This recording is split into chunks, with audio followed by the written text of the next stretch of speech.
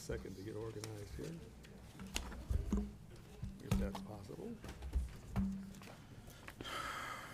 Test, test. It's working. Good.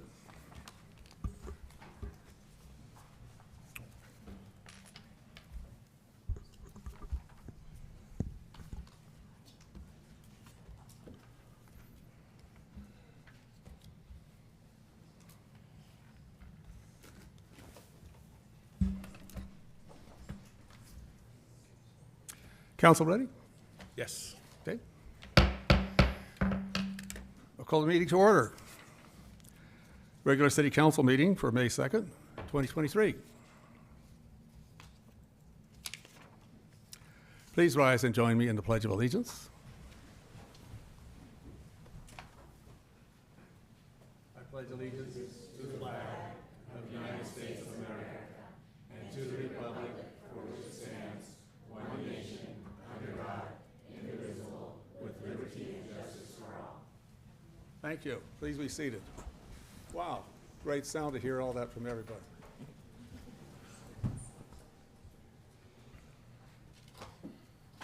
Roll call, please. Councilmember Miriam Abadamos. Here. Councilmember Mark Joseph. Here.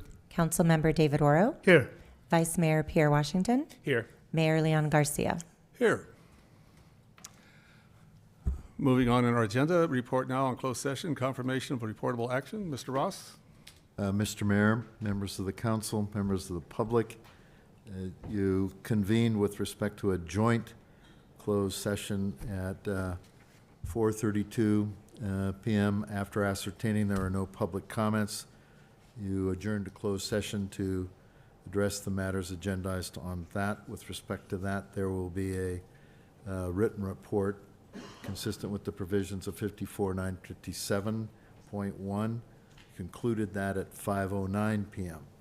With respect to the 5:30 closed session, you convened an open session at 5:33 p.m. to ascertain if there are any public comments on the closed session matters.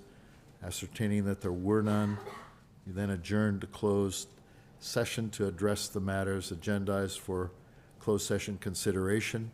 There was no consideration of closed session agenda item number 1. With respect to closed session agenda items 2 and 3, A through F, there will be a written report upon return from closed session consistent with Government Code Section 54.957.1. You concluded closed session at 6:33 p.m. That would conclude the report unless there are questions. Any questions from council? No. Seeing none, hearing none. Thank you, Mr. Ross. We'll continue now with our agenda. Council colleagues, I would request that we make a modification to our agenda this evening. Can we move business item number 18, Kids Commerce Business License Fee Waiver, up to immediately after, at this point in time? I'll make that motion. I'll second. Motion and second. Roll call, please.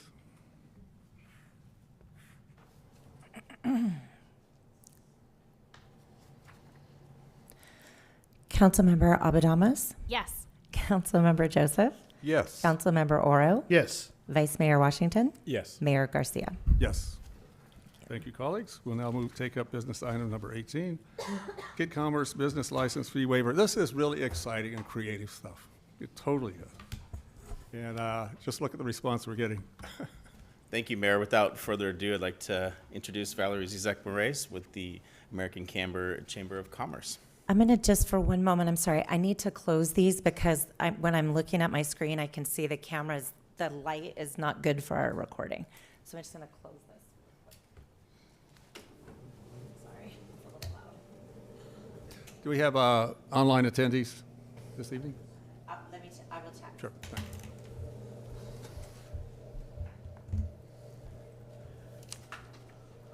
Okay.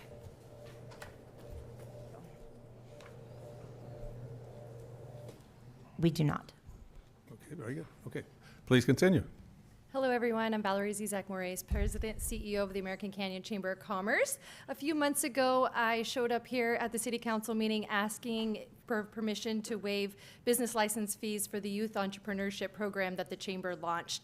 And we are here tonight with 21 students who have completed the program, have their business licenses, and are about to be presented to them for the first time tonight. So we are extremely proud of these children. They have done an 8-week course learning everything from a business plan, a budget, how to count back cash, POS system, marketing. They designed their own logos, and now they're getting ready to have their booths at Meet Me in the Street. So we're super excited for these youth entrepreneurs to have this opportunity, and especially with the City of American Canyon waiving the fees, working closely with myself, my staff member Alan, and the children and the parents to make sure that everybody had the proper information they needed, pulled the correct permits, and are now considered legitimate businesses here in American Canyon.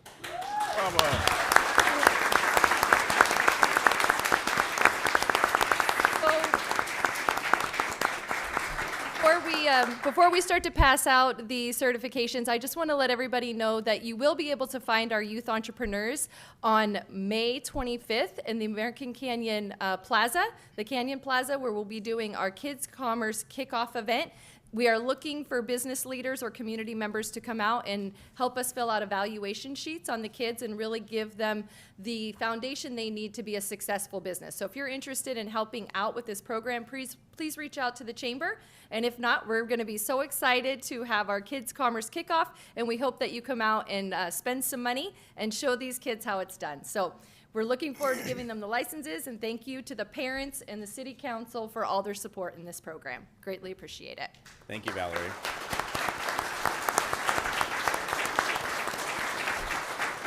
So before, one quick second.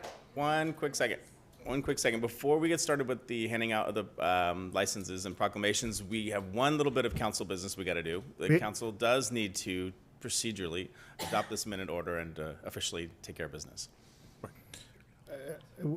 I don't know if we want to have a discussion or not. I'm but going to offer it up if anybody wants discussion. If not, any public comment, that's our order process we have to do. Public comment on the minute order. Please identify yourself. There's a requirement that we follow a certain procedure for getting business. Hi, my name is Sylvia Regalado Zaclad, and I just want to thank you for the leadership, Valerie, and also Alan, for bringing this to us as a community. And thank you, council members, mayor, city staff, for supporting this. This is what we can do when we come together, and I just greatly appreciate this as a parent and as a community member. So thank you. Thank you. Any other speaker? If there's no other speaker present, do we have anyone online? I do not. Very good. Then we'll close public comment, return to council for desired discussion, desired action. if there's no further comment from council, I'm going to make the motion to adopt a minute order waiving business license fees for youth participants in the American Canyon Chamber of Commerce's Kids Commerce Program. I'll Recording second. in progress. Motion and second. Roll call, please. Councilmember Abadamas. Yes. Councilmember Joseph. Yes. Councilmember Oro. Yes. Vice Mayor Washington. Yes. Mayor Garcia. Yes. Thank you, council. We will proceed now. You're handing out the certificates now? We will come here in front of the podium. Yep. Give us a moment to line up.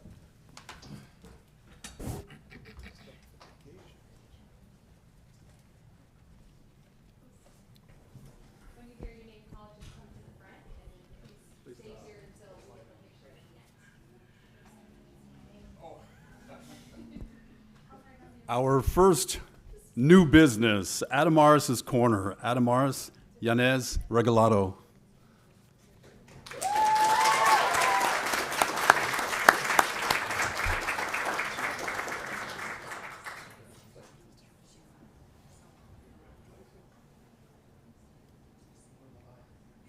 The second business, Alex's Room.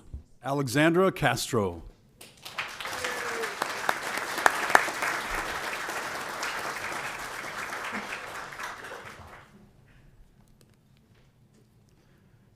The next business, the Dog Biscuit Company, Inc., Alexander Plummer.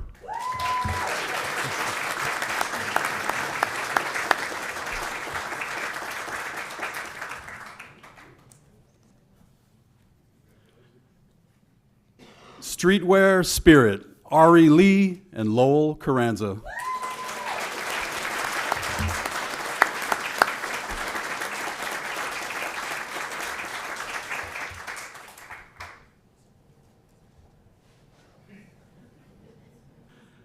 The next new business, Ryder Inc., Ryder Jacob Hall.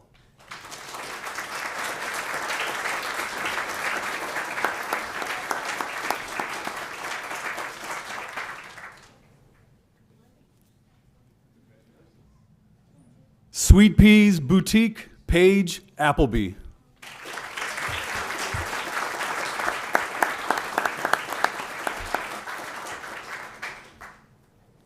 MK's Truffles, Michaela Grogan.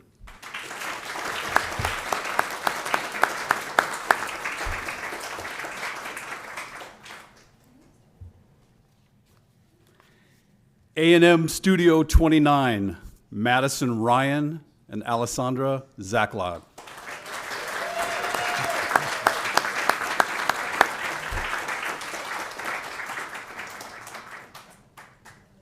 Our next new business, Ivy, Megan Selleck.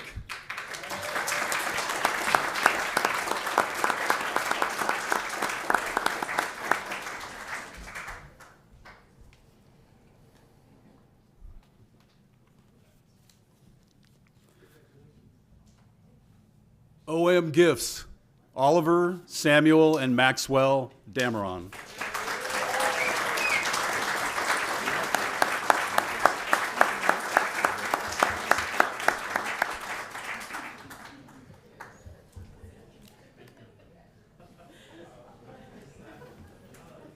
Our next new business, Libertos and Slime, Ivan Munoz.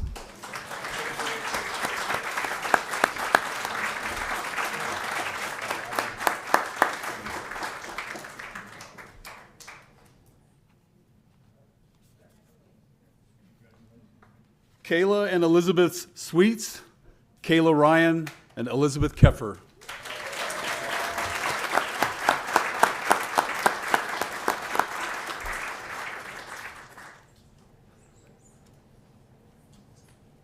Daniel's Tacos El Pastor, Daniel Lopez.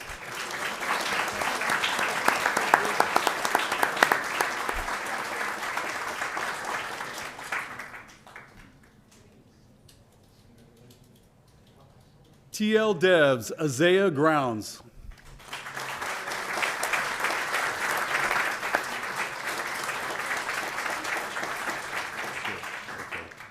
That's the last of them. Let me see. Nope, I'm missing one. Where's Mahassan? She's not here, right? Erisbeth? Oh, Aaron's not. That's her brain. Oh, okay, I'm We sorry. have these two. Crafts by Erisbeth Lopez.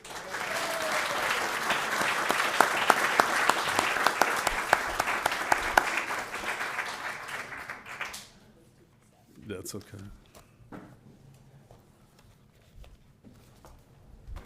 That is everybody. So if everybody wants all the kids come in front of the council members, scoot together. Make sure you got your certificate in your hand if you're a group effort.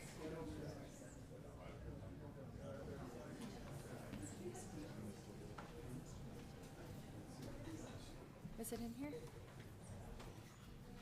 No, I don't have it.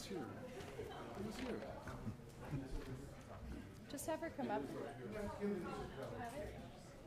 you call her name? We have one more we didn't call.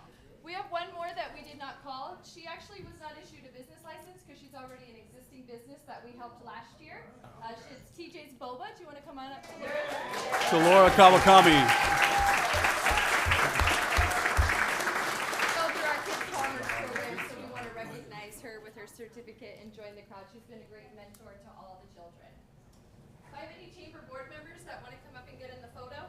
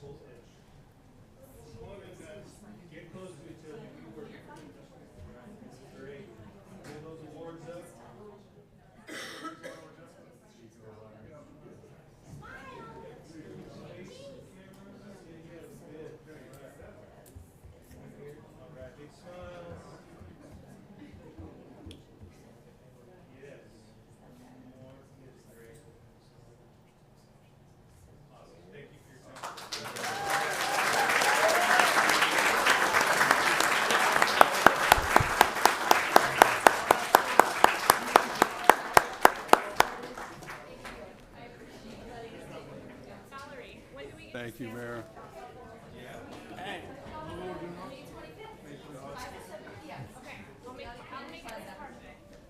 Thank you all. I just want to say thanks again to the council, to Jason Hawley for letting us come in Recording in today and progress. present the business licenses to the kids. We're extremely proud of them, and what an opportunity. I have never seen this many youth entrepreneurs in one room, and I'm really excited to see if they can change the world. They're already doing it one step at a time. So thank you very much. We greatly appreciate it. Thank you, Valerie.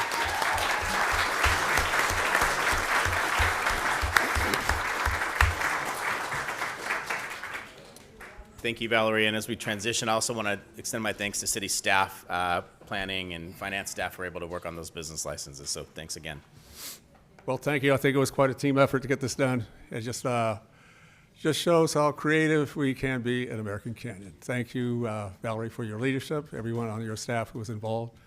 And Mr. Hawley, we certainly thank city staff for their participation. Builds community, shows what we're capable of, and it certainly gets kids launched in the right direction. So yeah, nothing happens without a lot of hard work and commitment. So thank you all. We got a long city council meeting, so I would take the opportunity. Those who want to stick around, please stay. But we can adjourn for or recess for a few minutes here and let people who want to leave. Oh no, the whole place is emptying out. Did you get an email from Kelly yesterday? Huh? Did you get an email from Kelly yesterday? I think so. Jason and Bill is for a meeting tomorrow. Following my email yesterday. I'm like, what email? I got one 3 minutes ago. Same, but she's saying she sent one yesterday. And I'm like, what? I don't think so. It was one, she acknowledged Brent's transmittal. I don't know whether that was yesterday or not.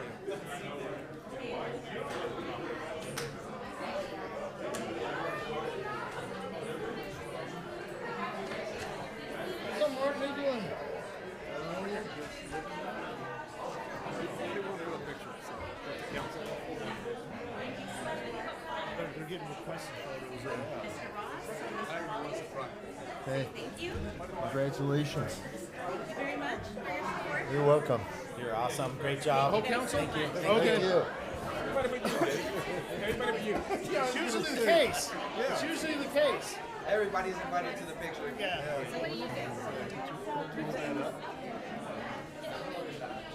You're welcome. Great job. Hey, great job. Congratulations. Nice smile, everybody. Like you must be proud.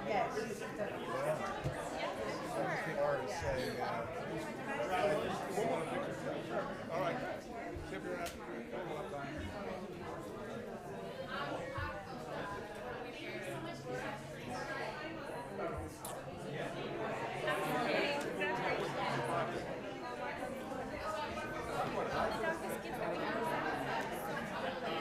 I don't have a dog, so I need mine Councilman. Oh, that's you? So he's got one. What am I buying on in June? Scrunchies. Okay, No, I my daughter's did, buying so- scrunchies, not me. But they look like, yeah, they're cute. Yeah. I don't know how they She'll fit. take my money and buy the scrunchies. Yeah, congrats. How fun, right? Yeah.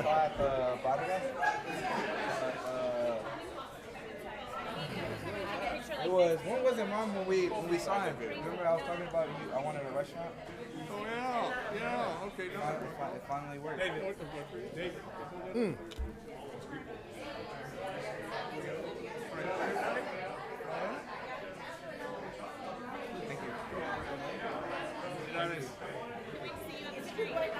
Yeah.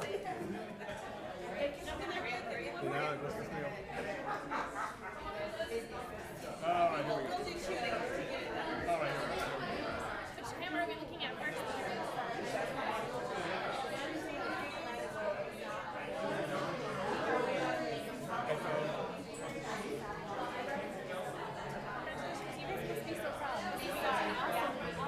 It's cool, right?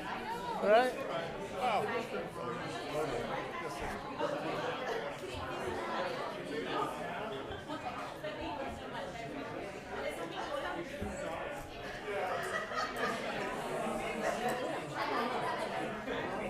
All right.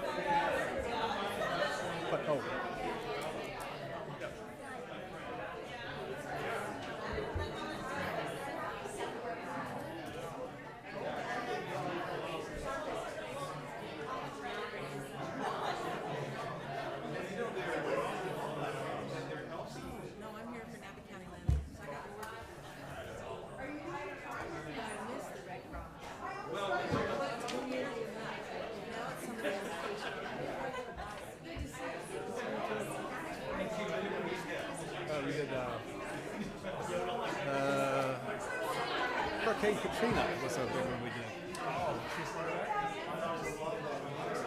did. We used to have a Red Cross chapter here.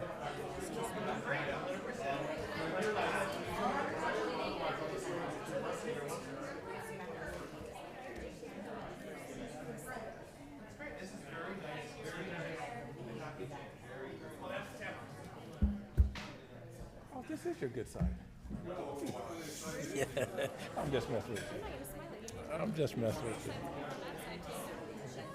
You can't. Okay, thank you very much. We come back to order, please. Thank you. What an exciting evening that is. What a great idea. Reminds me of my experience in entrepreneurship, my own business. My dad took my older brother out in the garage one Saturday and we made shoe shine boxes. He said, "There's your money." We did the whole neighborhood.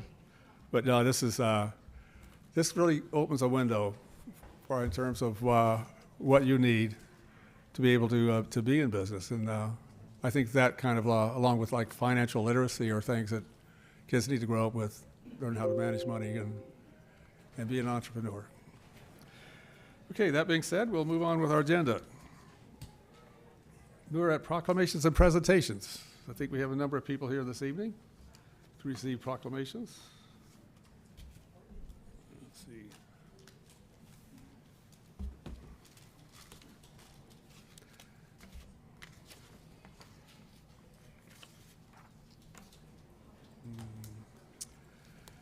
We have a proclamation, Older Americans Month, May 2023. And we have from Seroptimus. Yeah, receiving it. Well, I don't know if that qualifies me yet. Yeah, I'm still 39 and a half, so. Yeah. All right. City of American Canyon Proclamation in recognition of Older Americans Month, May 2023. Whereas President John F. Kennedy established Senior Citizen Month since renamed Older American Month in 1963. And whereas since then, the population of adults over 65 has increased from 17 million to over 50 million people in 2023, representing approximately 16.5% of the U.S. population. And whereas it is important to acknowledge the contributions of older individuals have made in our community and in the workplace to the economic well-being of our nation through civic leadership and mentoring. And whereas our expanded elder population profoundly impacts every facet of our lives, redefining our ideas of work, retirement, and leisure, altering our housing and living arrangements, challenging our healthcare system, reshaping our economy, and altering social and public policy. And whereas the opportunity and challenges that await us require our continued commitment to the goal of ensuring that our senior citizens enjoy active, productive, and healthy lives, and do so independently, safely, and with dignity. And whereas the City of American Canyon joins the national tradition in designating the month of May as a time to celebrate the contributions of older Americans and rededicate our efforts to better serve their needs. And whereas the City Council of the City of American Canyon wishes to express its appreciation for past and continuing contributions of its older residents to the community and our nation, and recognize that older adults are a vital and growing part of our city. And now, therefore, that it be resolved that I, Leon Garcia, Mayor of the City of American Canyon, on behalf of the American Canyon City Council, do hereby proclaim May 2023 as the Older Americans Month. I urge every resident to recognize the contributions of our older citizens, help to create an inclusive society, and join efforts to support older American choices about how they age in their communities. Thank you. Do I have a couple minutes? Yes, you can. Okay, so my name is Ann Payne, and I am not a Seroptimist this evening. I'm on the advisory council for the Area Agency on Aging, serving Napa and Solano counties. And so I really want to thank you for recognizing Older Americans Month this evening. And it's kind of fitting that we had all these, the kids come in and they're beginning their lives. And I kind of wish that they had stayed, just because I think that we're seniors, and I'm one of them, are an important part of everyday life. And seniors are families. I have spoken to David quite a bit about this, and I appreciate your support, David, so thank you very much. And I just wanted to present to the council an idea. The AARP, the American Association of Retired Persons, has an initiative, and it's called the Network of Age-Friendly Communities. And the most livable communities are those that enable residents to thrive at every age and every life stage. And I love American Canyon because it's an inclusive community. It considers all age groups, all ethnicities, all populations. But this designation through the Area Agency on Aging would provide us with some resources in order to make that really happen. And in order for a community to be considered livable, we need to look at the 8 domains of livability, which are outdoor spaces, transportation, communication and information, civic participation and employment, respect and social inclusion, health services and community supports, social participation, and housing. So it's just something that I want to present to the council, something that you can think about, you can discuss, and I have a lot more information that I can present to you at some other point in time. But I just really want to thank you for taking older Americans into consideration and recognizing us this month. So, Well, thank you. Thank you for your comments. We really appreciate the work you're doing with Area Agency on Aging. There's about 3 of us here who probably fit that category, and 2 of them here are working on it. Please present you with this proclamation.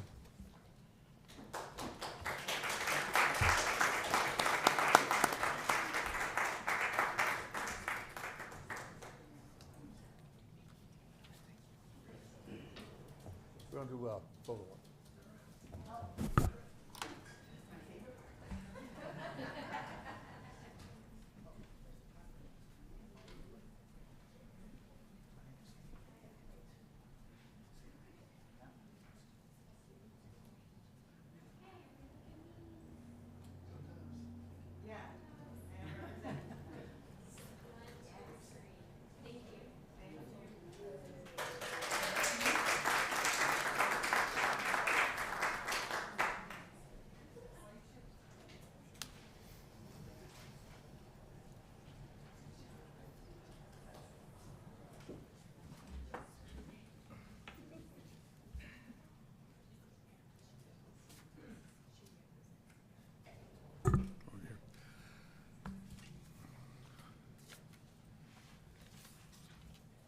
Next is a proclamation for Historic Preservation Month.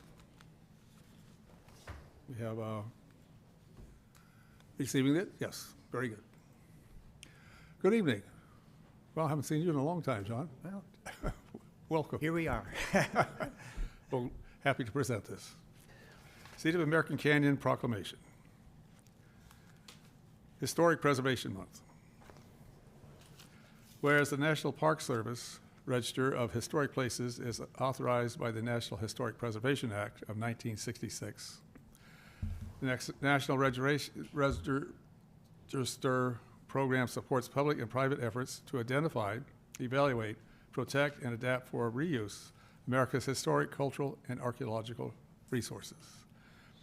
Whereas in 1973, May was designated Preservation Month to raise awareness of historic preservation and the continuity it builds between past, present, and future to instill national and community pride, promote heritage tourism, and show the social, economic, and environmental benefits of historic preservation. And whereas Napa County has irreplaceable historic resources, including stone bridges, 19th century wineries, Victorian commercial buildings, our WPA area post offices, as well as architectural design residences.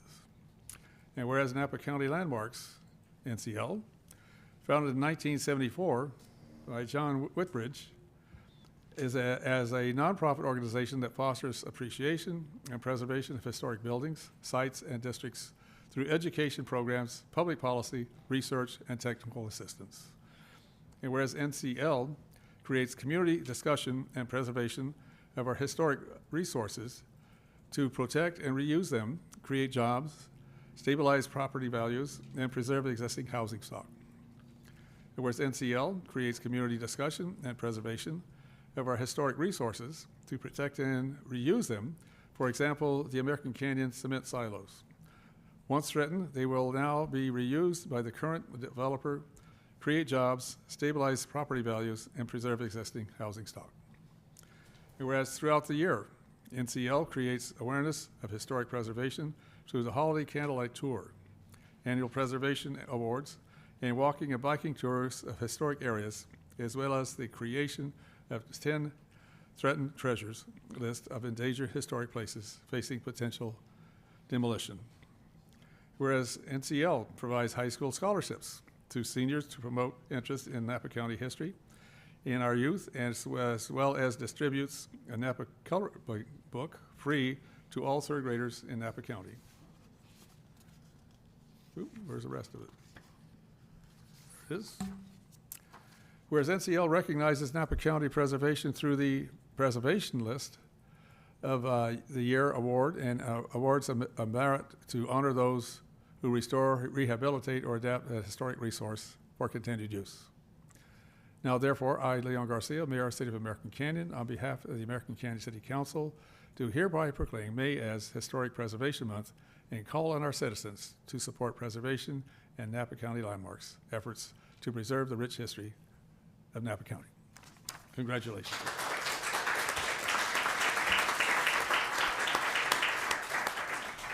Well, it's indeed an honor, Mayor Garcia and City Council of American Canyon, on behalf of Napa County Landmarks, to receive this proclamation. And I just want to say that it's your oldest structure still standing, the over 120-year-old former Portland Cement Works. It's been forlorn and unused and falling apart for several decades now, but it's getting a rebirth. Yes, it is. And we're very excited about that. The number of visitors that will come to American Canyon to take part in shows, the eating establishments, the stores and so forth is going to be great. And I'm a bike rider. I've come down there oftentimes just to walk around, and I try to imagine what it's going to be like as a bustling community again. So with your with your cooperation with the developer, Watson Development Company, it's really exciting to see it have a rebirth and repurpose. So thanks again for this proclamation, and good luck to you all. Well, thank you for the work you're doing in your organization. Certainly as a city council in the city, we're very proud of that, the history. Oh, you should be. Yeah, and every effort is being made to preserve it and to repurpose it in a way that the community and the visitors can benefit from. So it's staying, yes. Okay.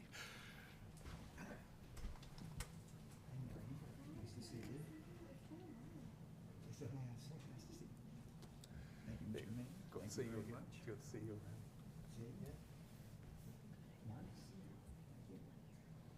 Been a few years.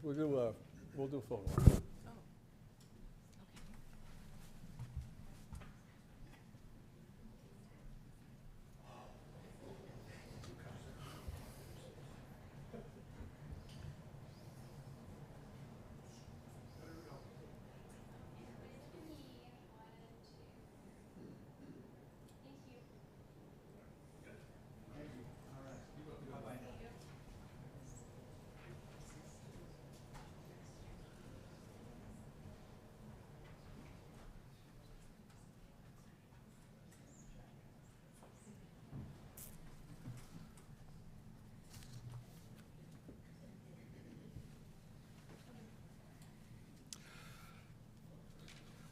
Next is the proclamation for Mental Health Matters Month.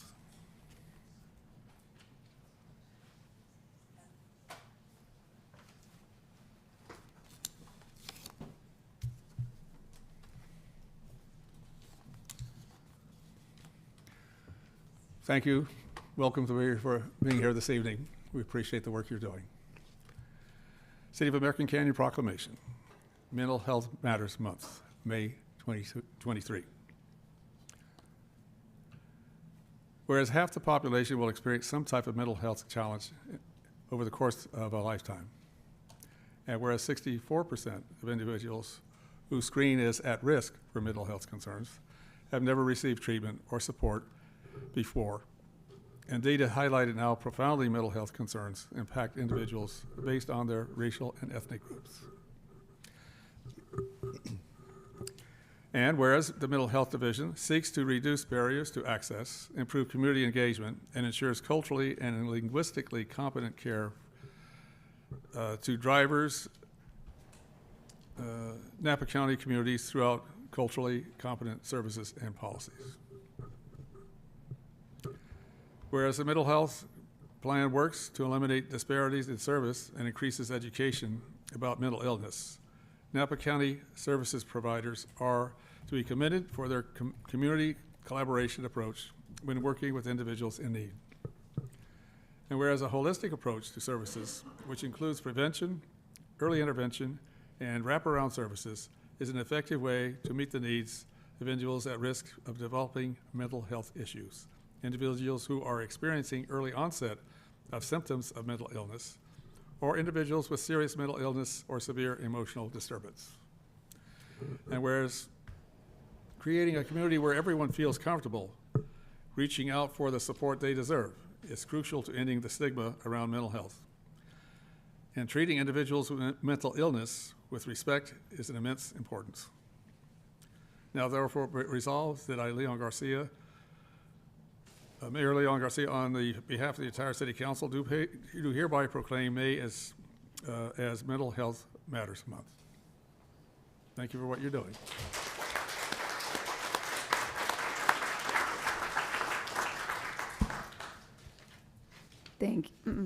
Thank you, Mayor, Vice Mayor, and Council members for proclaiming May as Mental Health Awareness Month. My name is Cassandra Aslami, and I'm the Deputy Director at Health and Human Services Agency over Behavioral Health. And it's an honor to accept this proclamation tonight with our Mental Health Advisory Board members, Christine Hataya and Robert Palmer. Throughout the last few years, and even more so now coming out of the pandemic, people are aware of the impact associated with untreated mental health disorders.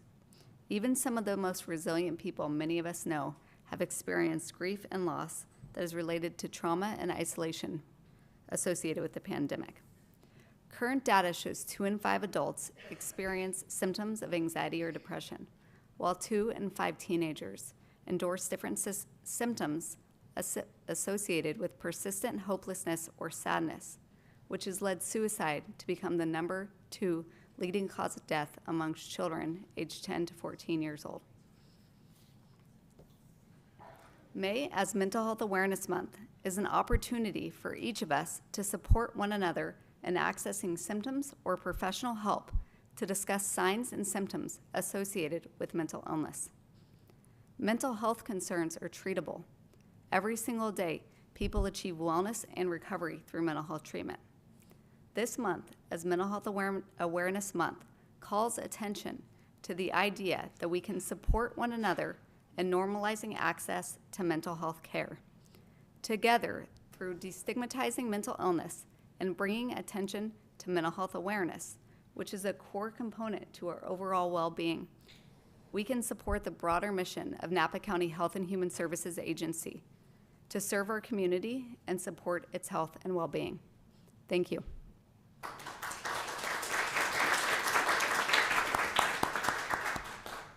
I'm Rob Palmer. I'm the current chair of the Mental Health Board, the County Mental Health Board. I want to also echo Cassandra's thanks to you for it's Mental Health Awareness Month is an important marker for all of our communities for the need to support this vulnerable population. But what I'd really like to do tonight is a little recruiting.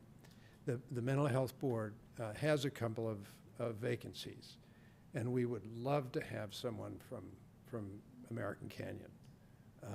So if if any of you have constituents that you think would be terrific, please encourage them to check out Napa County Mental Health Board. You just Google that term and it'll bring you to the site, and the link to apply is there. And same to all you folks who have come out tonight. We'd love to have American Canyon on our board. So thank you again. Thank you. Please leave your contact information, and we can forward or pass the word around. We have several programs in American Canyon already with youth, so thank you. And bravo, thank you.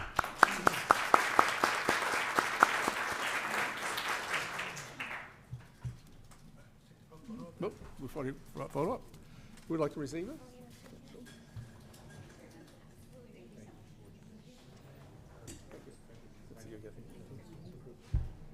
Thank you, Sergeant.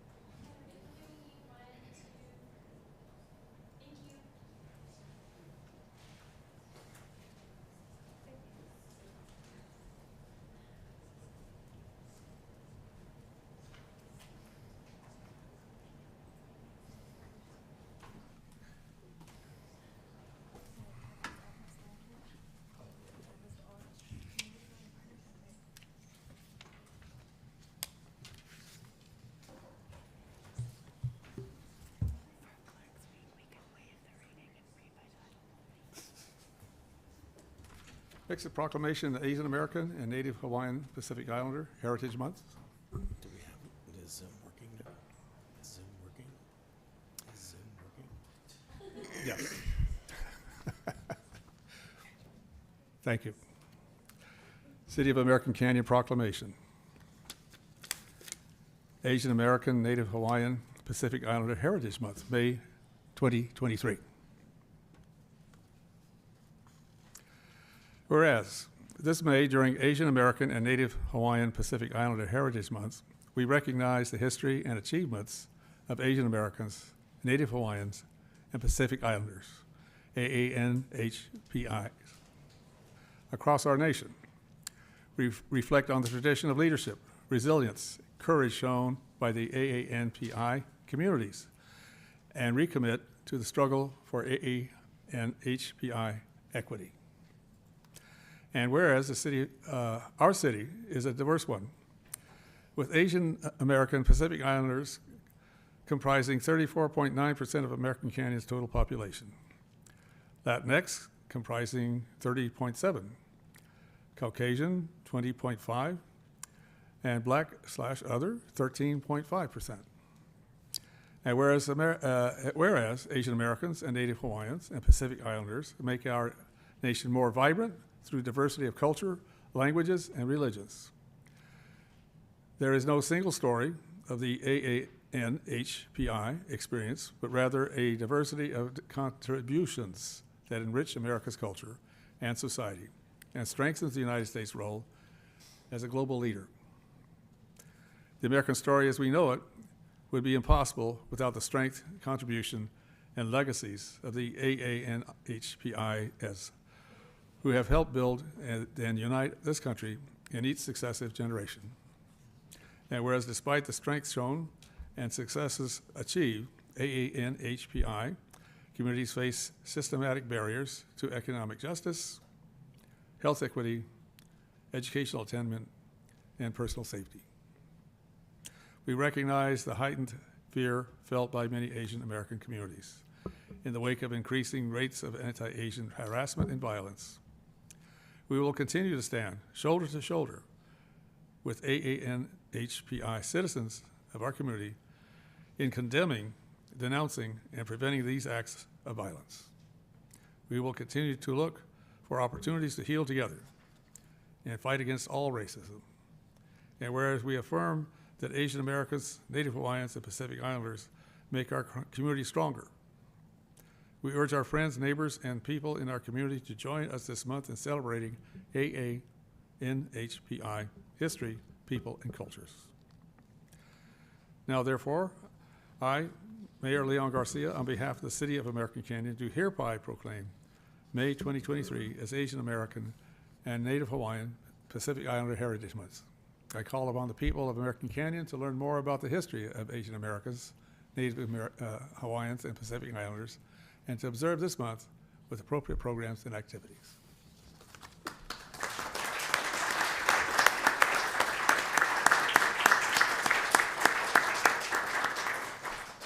Good evening. My name is Kasama. Growing up, that was not my favorite name because I was always different and people were struggling to say my name or would ask me how to spell it. And I grew up thinking, why am I different? Why is my maiden name, I'm from Thailand, my maiden name is 11 characters long. It never fit most applications. So, you know, those were the challenges. And here I am today, feeling so proud to be an Asian, to represent, you know, I was born and raised in a third world country and had to come and learn English when I was 14. My husband is from Hong Kong. He got here a little bit earlier. He got here when he was 2. So we are in our home, you know, I'm from Thailand, he's from Hong Kong, and a lot of people who would meet us for the first time, not knowing any different, right, would say, well, what language do you speak at home? And I would say, English? we all speak different languages in different parts of, in the third world countries. So I want to, on behalf of all of our Asian, Pacific, Hawaiian, Islander community in American Canyon, I want to thank truly the City of American Canyon, the council members, mayor, and the staff for proclaiming this month and for acknowledging an ethnicity group that is pretty large in American Canyon. I just want to share that when I chaperone on our choir award-winning program, Choir, and we go to Southern Cal, we're the only school with a lot of Asian faces. Mm-hmm. And we really stand out in terms of what we have done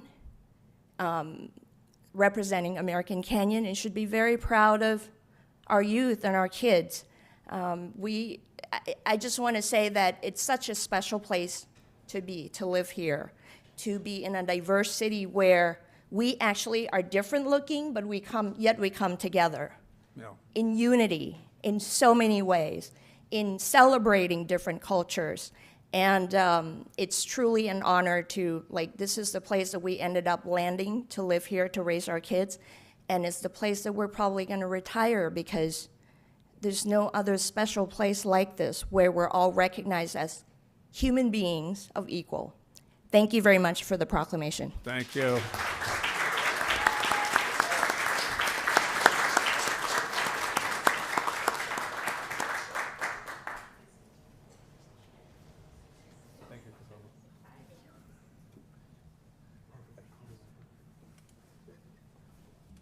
We'll do a picture.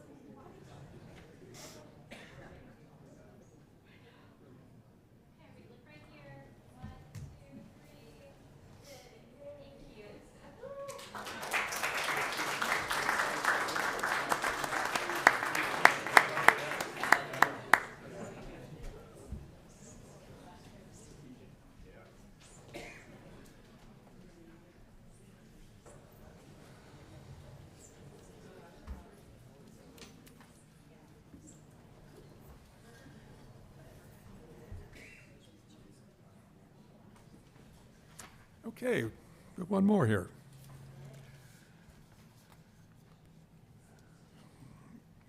54th Annual Professional Municipal Clerks Week. And we have someone receiving it? we go. Yay, okay.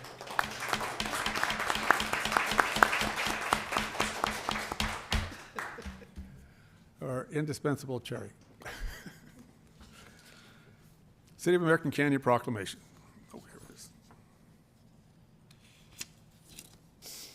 Sticker on the back here. 54th Annual Professional Municipal Clerks Week, April 30 to May 6, 2023. Whereas the office of the professional municipal clerk, a time-honored and vital part of local government, exists throughout the world. And whereas the office of the professional municipal clerk is the oldest among public servants. And whereas the office of the professional municipal clerk provides the professional link between the citizens, local governing bodies, and agencies of government at all other levels. And whereas professional municipal clerks have pledged to be ever mindful of their neutrality and impartiality, rendering equal service to all. And whereas the professional municipal clerk serves as the information center on the functions of local government and community.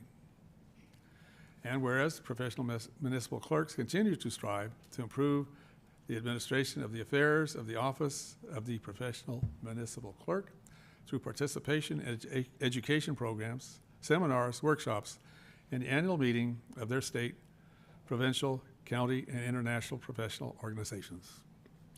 And whereas it is the most appropriate that we can recognize the accomplishment of the office of professional municipal clerk. Now, therefore, I, Leon Garcia, Mayor, City of American Canyon, on behalf of the American Canyon City Council, do recognize the week of April 30 through May 6, 2023, as Professional Municipal Clerks Week, and further extend appreciation to our professional municipal clerks, City Clerk Teresa Gilfus and Deputy City Clerk Cherry Walton, and to all professional municipal clerks for the vital service they perform in their exemplary dedication to the communities they represent. Thank you and congratulations.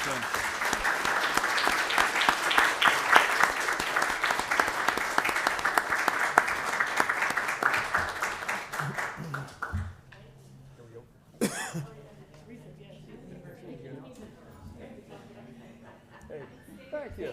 Good to recognize both of you today. Yeah. And we're coming around to a photo op. No? No, we're gonna do it.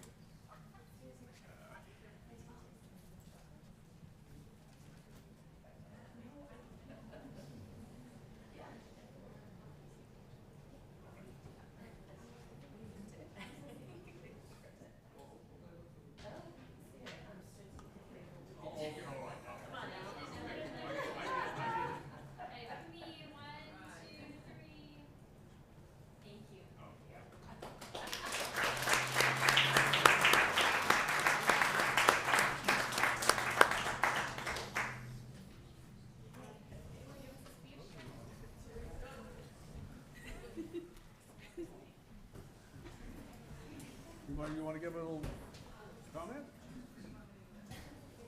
You, Teresa? No, I don't. I can comment. Thank you. Teresa and I would like to thank Mayor and Council for the proclamation. I'm all nervous, sorry. I've been a deputy city clerk for 23 years now, and I love my job, I love my profession and what I do, and if it's any other admins, administrative clerks that are out there that would like to know more about what Teresa and I do as the city clerk and deputy city clerk, please contact us. Thank you. Thank you. Well, I can speak personally. I have relied on your knowledge and experience and capacity to serve many, many times, both of you. I just really value the work you do. At some occasions, I would be lost without you. So, you've been a great navigator in those occasions. Very good. Well, a lot of time for a lot of acknowledgement and celebration in American Canyon, certainly. All right, I need to find the rest of my agenda here. It's somewhere in this.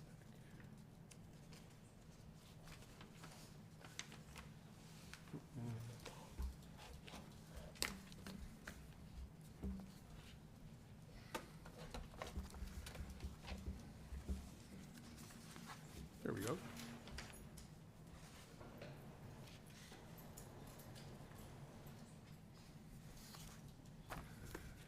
Okay. We're now for public comment. Any items not on closed or open session? Yes, I have Russell Charpentier. Yes. Good evening.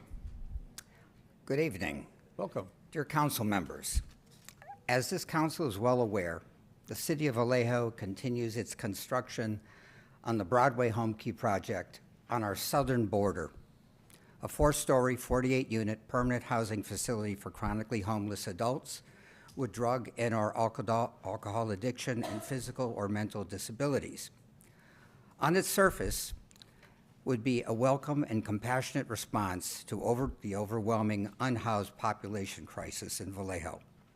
The problem, however, is that it provides only 2 parking spaces for up to 96 individuals housed in 305 square foot units on a narrow residential street. Its wraparound services are 2 associate degree caseworkers working 8 a.m. to 5 p.m. 5 days a week with a caseworker ratio of 1:24 or 1:48, depending on the population, offering referrals only. There is no drug or mental counseling provided or required as a condition of tenancy, nor is sobriety a requirement. A tenants-only requirement is to meet with a caseworker once a month. To warehouse individuals in a 300-square-foot cubicle with no sobriety or psychiatric services available or required on the edge of a children's park across the street from a school bus stop is neither the solution nor the proper location for this project.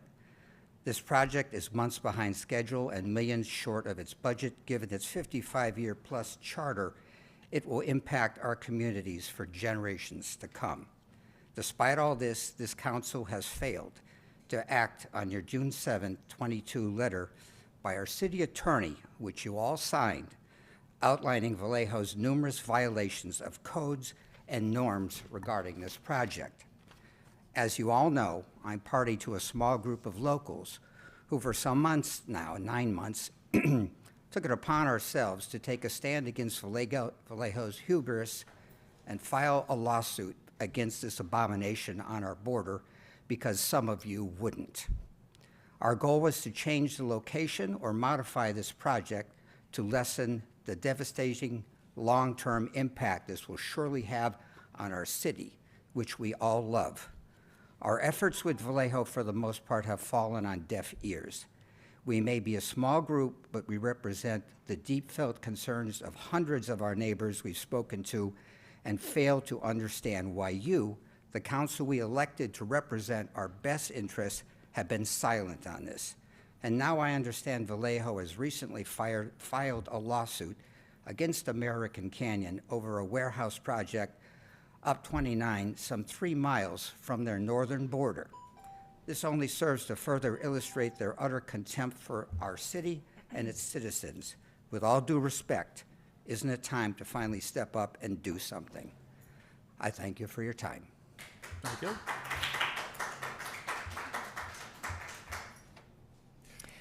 Any other public comment? Jason Kishnev.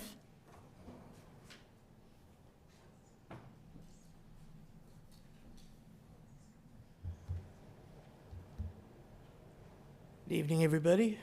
Good evening. Welcome. It's a shame so many people go home before we get to public comment. I was looking forward to speaking for so many people. My name's Jason Kishinev. I'm your representative on the Napa Valley College Board, and I wanted to update you on some upcoming events at the college. On May 11th at 7 p.m. in the main theater at the Performing Arts Center, the Napa Valley College Jazz Ensemble is playing a concert. On May 12th, a play called She Kills Monsters that's written by Queen Nguyen plays at 7 o'clock on the 12th and 13th, and then a matinee show on the 14th. And then the next week, the same thing, 7 o'clock on the weekends, or Friday and Saturday, 2 o'clock on the Sunday. On May 21st, the Napa Valley Choral is having a performance at 2 o'clock. And on May 25th is the commencement. And summer class registration is coming up in the middle of June. We would love to see American Canyon faces out there. Thank you. Thank you. Any other public comment? That's the last card I have for in-person. I do have one hand raised on Zoom. Okay, I'm going to switch over. And, oh, shoot. Switch back. Hold on.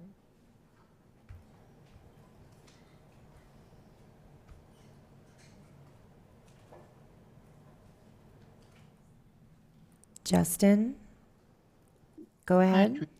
Does everybody hear me? Yes, we can. We can hear you. Okay. It's very, we need to look up, see their way, we need to look at over at the Western Karen Dunmore. I know I'm very patient. This is very long time, and I live here 37 years in Marican. We need looking for the way we can build a sidewalk in there. So,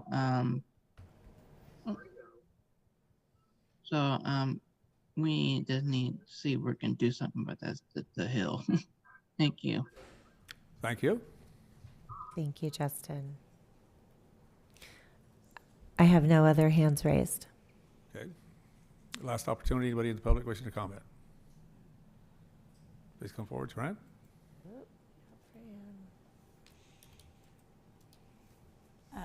Fran Lemus. I grew up in Vallejo. I was born there. It's a beautiful city. It never had the vision that I found here in American Canyon. There's so many empty buildings in Vallejo and so much homelessness. It's really sad when you drive down Broadway and you see tents all over the place and the garbage all over the place. And I agree with this gentleman here. I don't want to see American Canyon have garbage strewn all over the place and the homeless. And I think the city, I love Vallejo, I really do, but I love American Canyon a little bit more because I've been here over 70 years now. And I like to see the city and Vallejo and American Canyon work together and not have that project as close to our city limits. It's just not good for them, and it's not good for us. But we need to work together and find, maybe Vallejo would find a better place and make both communities better for all people. Thank you. Thank you.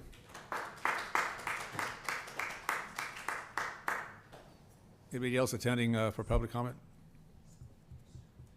If seeing none, we'll close public comment and move on with our agenda now. We're at agenda changes. If there's no item being pulled from consent calendar, I would accept the motion for adoption of approving the consent calendar. I'll move to adopt the consent calendar. I'll second. Motion second, roll call, please. Councilmember Abadamas? Yes. Councilmember Joseph? Councilmember Oro? You want to try again, Mark? I heard him. Yeah. The answer was yes. Yes.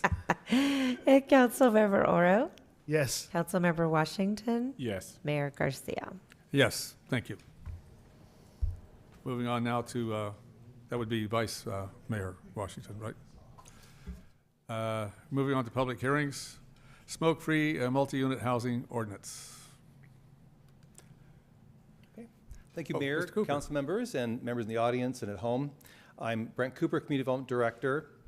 I'm not sure if many people here are aware, but approximately 440,000 people each year die from lung disease associated with smoking.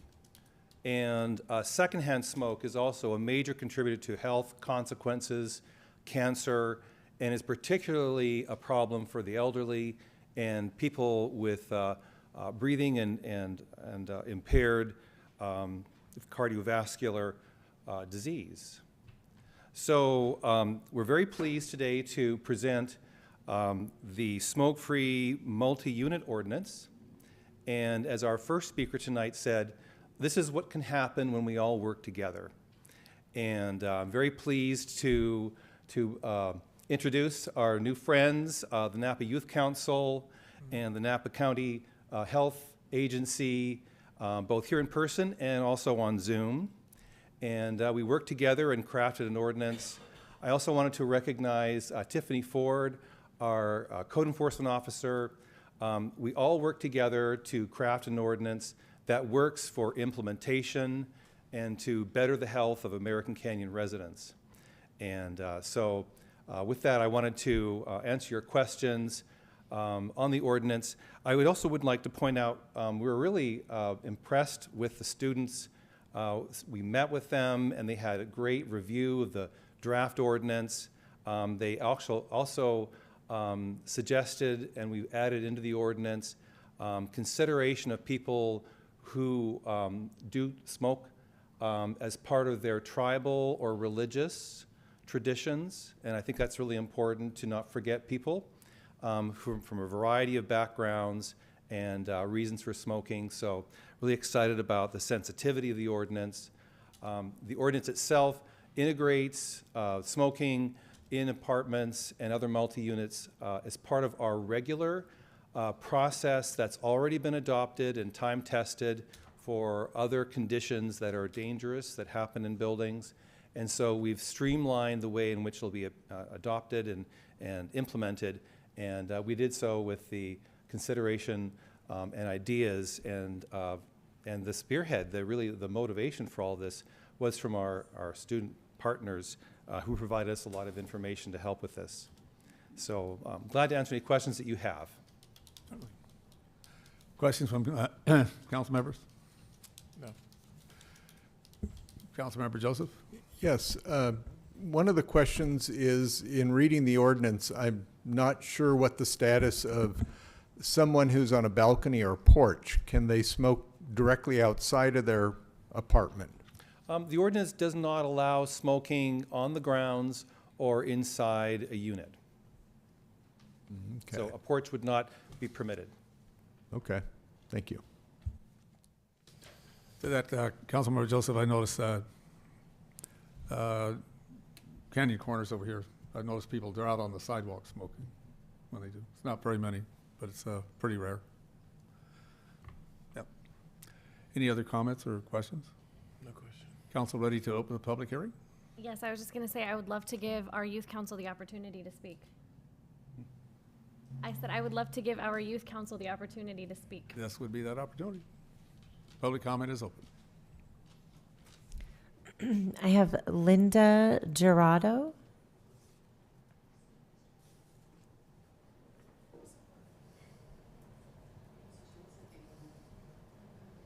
Hi, my name is Linda. There's a button that raises the, some of you, Mr. Cooper, maybe you could show her where that is.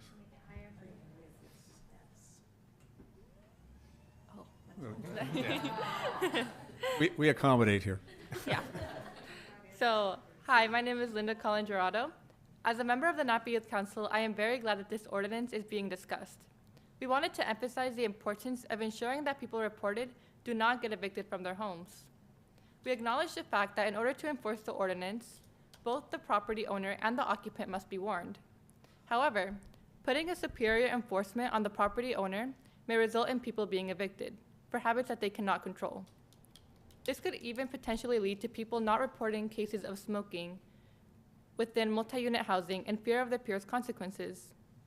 This area of the ordinance can be used for educational purposes and resources for members within the community, and a series of warnings can be issued for this. Thank you. Next, we have Brianna Lopez. Hello, I am not that tall. Thank you, I appreciate that. Okay, hello, my name is Brianna Lopez. I'm also a part of the Napa Youth Council. So what we wanted to talk about is we wanted to make sure that no matter how much or how little money someone makes, they and their families can come home to a smoke-free environment. And we're stressing this because this is a multi-unit housing apartment that we are talking about. We want the community to understand what a dangerous secondhand smoke really is and how they can protect themselves and their families. And I also just want to state that smoking in multi-unit housing doesn't only affect the smoker, but it also affects everybody else around them. So moreover, we should protect people from all types of smoke. Secondhand smoke doesn't just mean smoke from cigarettes, but this can take any form, such as vaping or cannabis. Both produce secondhand smoke, and when used, it is dangerous. But all in all, I do really, I want to say that this ordinance is important because it protects the health of those in our community. And we, the Napa Youth Council, just want to express our gratitude to the City Council for working with us and just about this matter that's really important. And thank you. Thank you. Is there another speaker? I have no other cards and no hands raised online. Very good. Hi, Nance Matson, resident. I'm really happy to hear that you're considering this.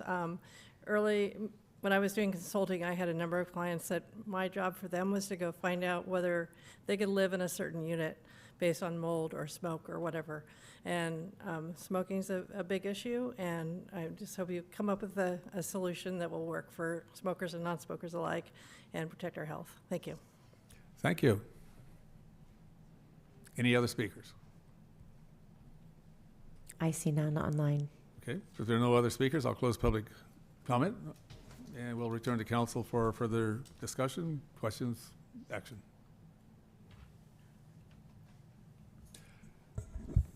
Councilmember Joseph.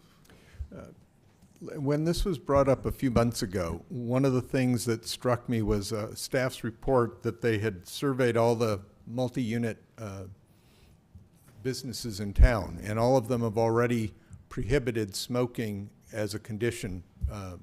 Has that changed? Councilmember Joseph, as far as we know, that hasn't changed. Okay.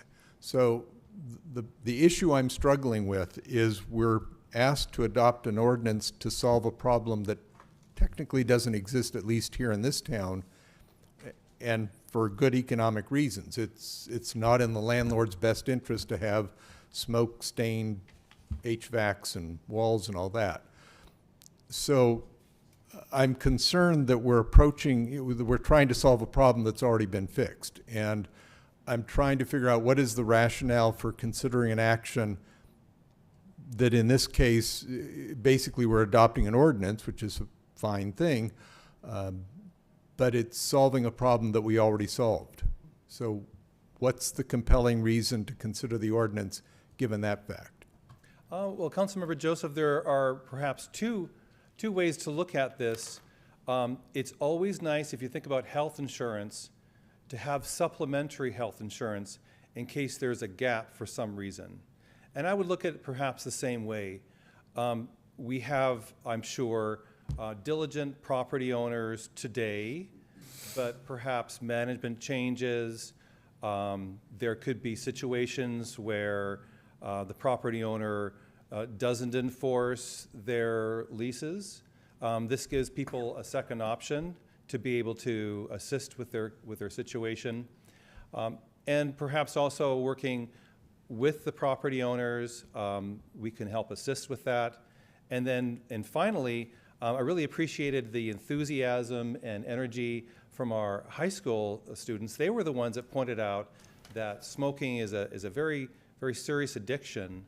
And so we've kind of agreed we're going to partner up and use this as an opportunity to create materials on smoking cessation programs so that when we reach out to people when that happens, we can give them information to help them. Now, with any addiction, someone might not be receptive to information, but maybe this is the moment or time when it's in their hands when that day does come.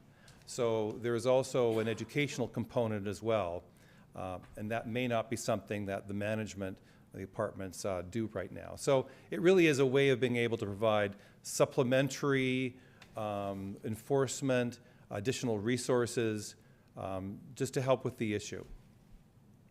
Okay. And I appreciate the answer. And I'm particularly motivated by the fact that there is this kind of enthusiasm, and I am a strong advocate of civic engagement and community involvement. So I don't want to discourage that. And for that reason, because I also think that just as it may not solve a problem, it doesn't cause one either. So for the sake of encouraging engagement, I can support this. But I really hope going down in the future that when we're looking at things, that we start with the premise, what's our problem in American Canyon? What is it that we can do to fix it? Versus adopting an ordinance that is very appealing, but in our particular case, was already addressed. So that's where I'm struggling with this proposition. And I'm still struggling, but I appreciate your input, and I certainly appreciate the enthusiasm. Well, Councilmember Joseph, perhaps one final thought is, if everything works well, we may never need the ordinance, but it's there if we do.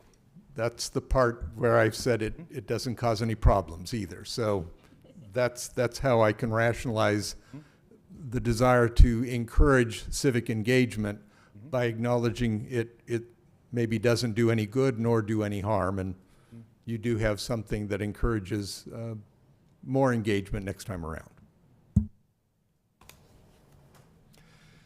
Thank you. Vice Mayor Washington. Thank you, Mr. Mayor, and thank you, Mr. Cooper, for explaining or outlining the ordinance. Thank you to the Youth Council for taking the time to make this a high priority. I look at it as a way of, it's also another way of educating people.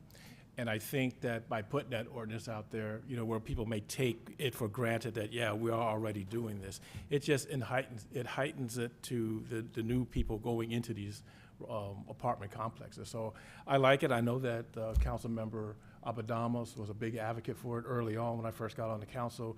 I know she's asked about it in the past, where are we with this process? And I think it's a great ordinance. And again, kudos to the youth, because it tells me that you're interested in it, and it tells me that, you'll be sitting behind here one day making some decisions. And ordinances are a way of letting people know that we are aware and we want to make change, and we want to keep that change. So thank you. Councilmember Oro. Yeah, I want to thank everyone for bringing this forward, but I'm going to have to side with Councilmember Joseph on this and share the same sentiments that he had. When going around, as you consider these ordinances in the future, I would challenge you to tackle a problem that could be really addressed, that is there. And I know this is something that is important, but it is not something, it's something that we've already addressed. And there's many issues within the city. I'm not discounting the effort in any way, but it does take staff time, it takes council time, for finding an ordinance for a problem that's already been addressed, which is, an energy could have been spent elsewhere. I'm happy to support it. There's no way that I'm not going to support it. But I think as we think through things that come to this council, and we do this as a council ourselves too, what can we focus on that is a priority as we bring ordinances and resolutions forward? And usually it's trying to address a problem or get ahead of a problem. Thanks. Councilmember Abadamas. Thank you, Mr. Mayor. Just to be fair, in response to Councilmember Joseph and Councilmember Oro's comments, staff did bring to us the fact that all of the multi-unit housing in American Canyon does have these rules in place, and we did give them direction to continue with the ordinance anyway.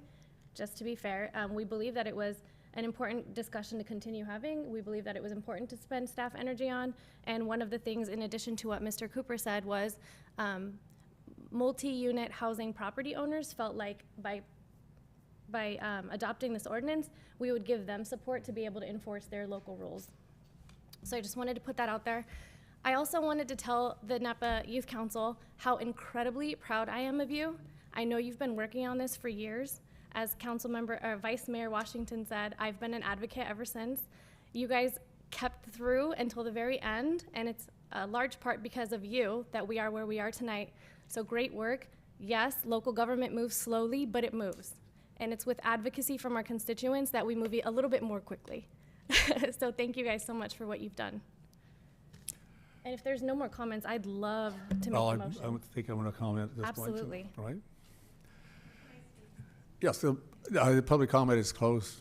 Sorry, we had the opportunity. The public hearings are very structured, so. appreciate the effort. I see where Mr. Cooper coming from on terms of his comments on the ordinance. It underscores all the activity that's already done. You know, it says, gives a citywide perspective on it. Appreciate the work of the Youth Council, and pass the word. You could change your generation. You really can. Mine was smoking was cool. Boy, everybody out there, you look at the old TV shows, we have group gatherings, and there's a cloud of smoke. Everybody's got a cigarette in their hand, you know. It took a long time for public health and the medical profession to come around to actually being heard. As a healthcare practitioner, most folks know I'm a registered nurse. In my career path, I have also addressed patients with severe lung disease related to smoking, cancer from that, and some have actually passed away as a result. And it's very devastating. And if you're smoking, sometimes you think, well, it's just me, I'm the smoker. Yeah, but you're affecting everybody around you. Secondhand smoke is a very dangerous thing as well. So I appreciate the effort you've done. I think it's probably been a great learning lesson for you as well, and a learning lesson for myself and for the council as well. So appreciate the work. Be proud. Thank you. And with that, Councilmember Abadamas, you want to make a motion? I absolutely want to make a motion. I'd love to move ordinance number 2023 next in order, an ordinance of the City Council of the City of American Canyon amending American Canyon Municipal Code, Chapter 9.04, Neighborhood Preservation, to prohibit smoking in any unit of a multi-unit residence and any common area of a multi-unit residence in the City of American Canyon. I'll second. Motion second. Roll call, please. Councilmember Abadamas. Yes. Councilmember Joseph. Yes. Councilmember Oro. Yes. Vice Mayor Washington. Yes. Mayor Garcia. Yes. Thank you all.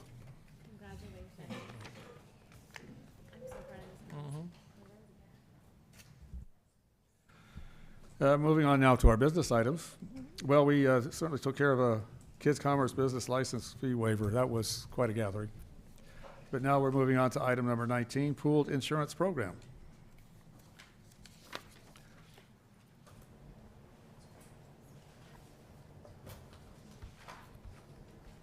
Good evening, Mayor and Council. Maria Ojeda here, Assistant City Manager. We have a presentation for you tonight. We've got some guests, but just briefly wanted to let you know that the city, along with 27 other municipalities, is a member of PLAN. It's a joint powers authority, and PLAN stands for Pooled Liability Assurance Network. In essence, the city has multiple layers of insurance for property and liability. And this evening, we have a presentation to share to cover information about the coverage we have in our insurance programs, but also specifically about our special event insurance program. We've got two people here in person, and we've got some people here also virtually. Eric Donlan, the Director of Pool Administration, is here with us tonight, and also Susan DiNardo, the Litigation Manager. And then virtually, hopefully if they're available, Renetta Ponce, she's the Senior Vice President of Alliance Insurance Services. And also, virtually we'll also have Seth Cole. He's the Senior Vice President of Alliant as well, with Alliant Insurance. So with that, I wanted to pass on the presentation over to Eric and perhaps Susan as well, as they would like to inform you about all of our different insurance services that we have. Thank you. Thank you, Maria. Mr. Mayor, Council. Good evening. Welcome. Good evening. My name is Eric Dolan. I'm the General Manager for PLAN JPA. And on a side note, we had a smoking section on our high school campus. Wow. I didn't go to school here, but it was in Southern California, and I can tell you that I think for about 3 years we had a smoking section, and it was full. It's where staff and students could smoke. It's interesting. Interesting times. Yeah. I'm glad we moved on. So what I'd like to do is give you a little bit of history, a little bit of knowledge and introspect about what PLAN JPA is all about. And so what is PLAN JPA? PLAN JPA is a joint powers authority made up of 28 member agencies, just like American Canyon. We have 27 other members stretching all the way down to Milpitas, actually. So made up of a number of agencies, municipalities around this area. It's a member-driven organization where members are part of the board of directors. They make decisions on how we insure our city's losses. They make determinations on our memorandums of coverage, conditions of coverage, exclusions, that sort of thing. As part of that overall board of directors, we have several committees. The executive committee, made up of a president, we have a vice president, we have a finance director, and myself, I'm the secretary on the executive committee, as well as each of the chairpersons for each of the underlying committees, which is, you can probably see on your display. We have a claims committee. As you can imagine, we focus on claims and we focus on litigation matters. Risk management committee, they focus on controlling losses and mitigating the exposure to our agencies. And our finance committee, which among other things, they work on our budget for orchestrating the entire operations of the pool, as well as some investments that the pool is engaged in. So as a member of Plan JPA, American Canyon has access to programs and services. So a little bit of explanation there. The liability program was officially established in 1986. Plan was born out of a previous group called ABAG, and in 2018, Plan became a risk-sharing pool. So the official liability program, again, was born in 1986, revamped and rebranded in 2018. As a member, you have a responsibility for a self-insured retention. In layman's terms, that can also mean a deductible. And the City of American Canyon is responsible for the first $25,000 of any claim that is submitted against the city, that whether it has merit or not. If you incur any cost to investigate and to adjust that claim, that's the responsibility of the member. After $25,000, at $25,001 up to $1 million, that's where the pool takes over. So the risk-sharing efforts of 28 member agencies takes over up to $1 million of exposure, and Plan JPA will pay benefits utilizing Sedgwick as a claims administrator. And then finally, from $1,001 up to $30 million, each of our member agencies has access to various forms of excess coverage to cover each claim to $30 million. This is a tower of all of of how insurance is structured for to achieve $30 million. We don't have one policy that demonstrates $30 million, and we don't. In fact, I don't think any agency or any pooled risk-sharing effort has one policy. So as you can see at the bottom is the member SIR, the deductible. So we have various deductibles starting at $25,000 up to $250,000 for our members. You'll see the Plan JPA pool layer that I spoke of. Slightly above that, in the middle of the largest section, is CARMA, the California Associated Risk Management. And so they cover $9 million in excess of $1 million. Now, CARMA is important because it's made up of other JPAs just like Plan. So as much as we have 28 members that put together the Plan JPA, we have 6 other members that are part of CARMA. So we have a very large network of public agencies that share risk in this area. And then we have various reinsurance coverages provided by Safety National, Everest, Hallmark, and AWAC at $5 million increments, all the way up to $30 million. A little bit about our property program, also born in 1986. The member responsibility for claim payments is $5,000. It's very reasonable. And we're able to do that by group purchasing into different insurance programs. And in this case, Plan JPA works with its broker. Our broker is Alliant Insurance Services. They are the largest public entity broker in the United States, and subsequently, probably going to go on a limb, probably the world. They're very large.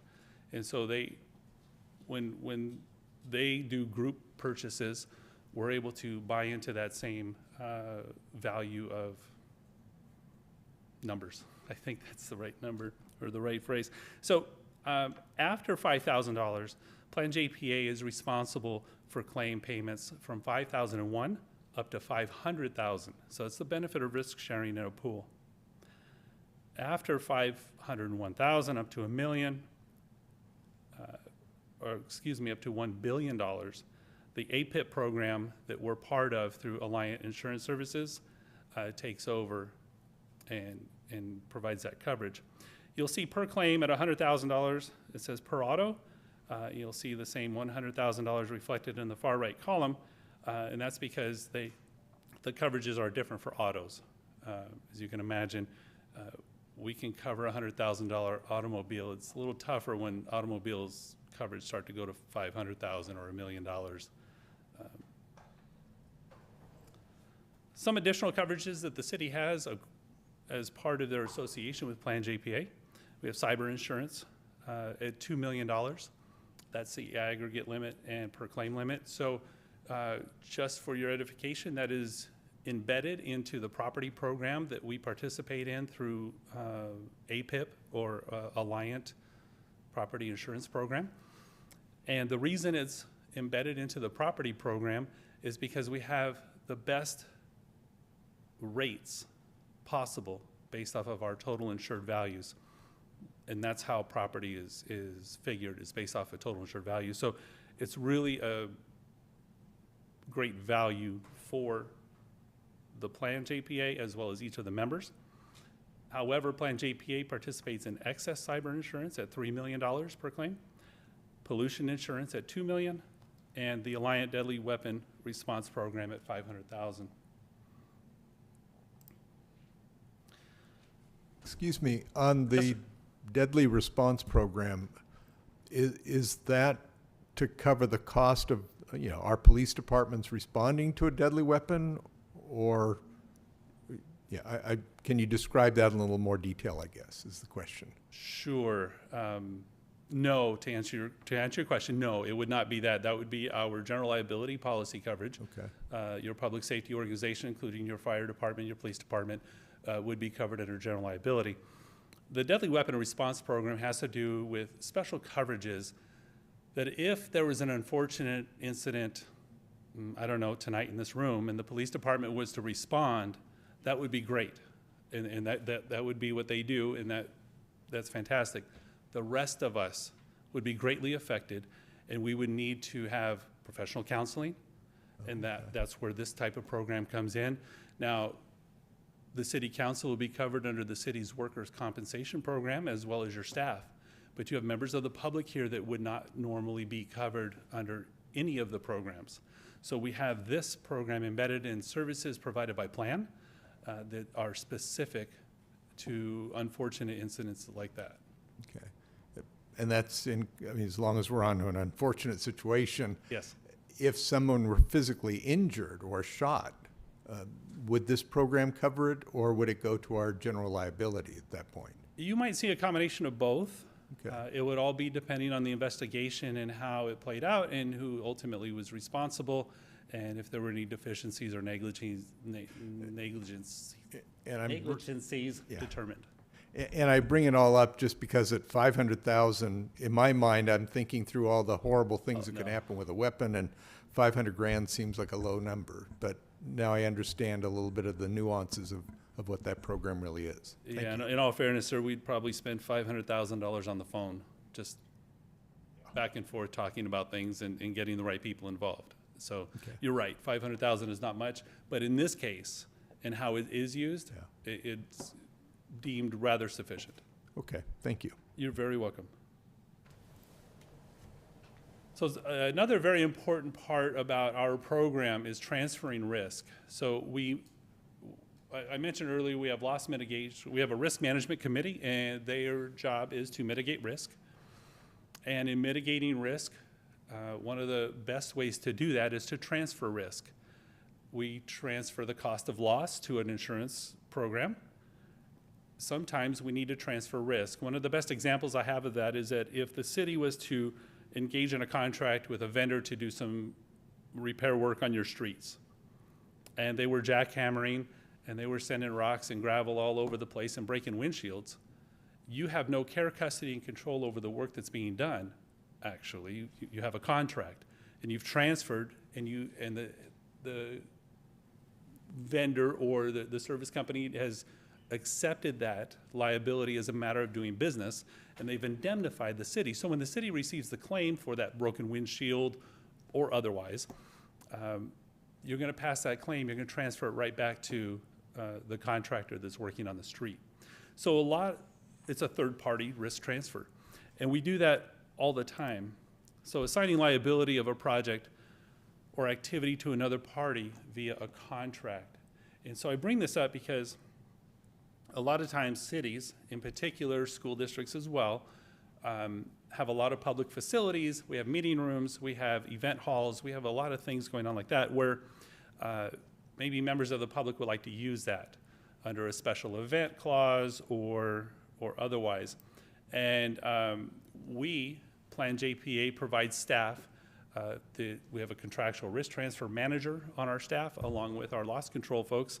And staff can provide trainings, we can provide consultations for indemnity language, insurance coverages and limits and the best practices, and certificate of insurance and endorsement review, making sure that insurance is in place to protect the city.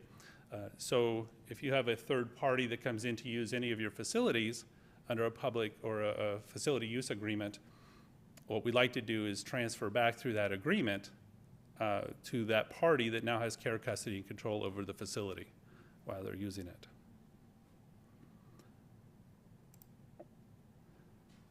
So this next slide, I'm going to tap into our specialists that are online with us, Renetta Ponce, and then Seth Cole from Alliant Insurance.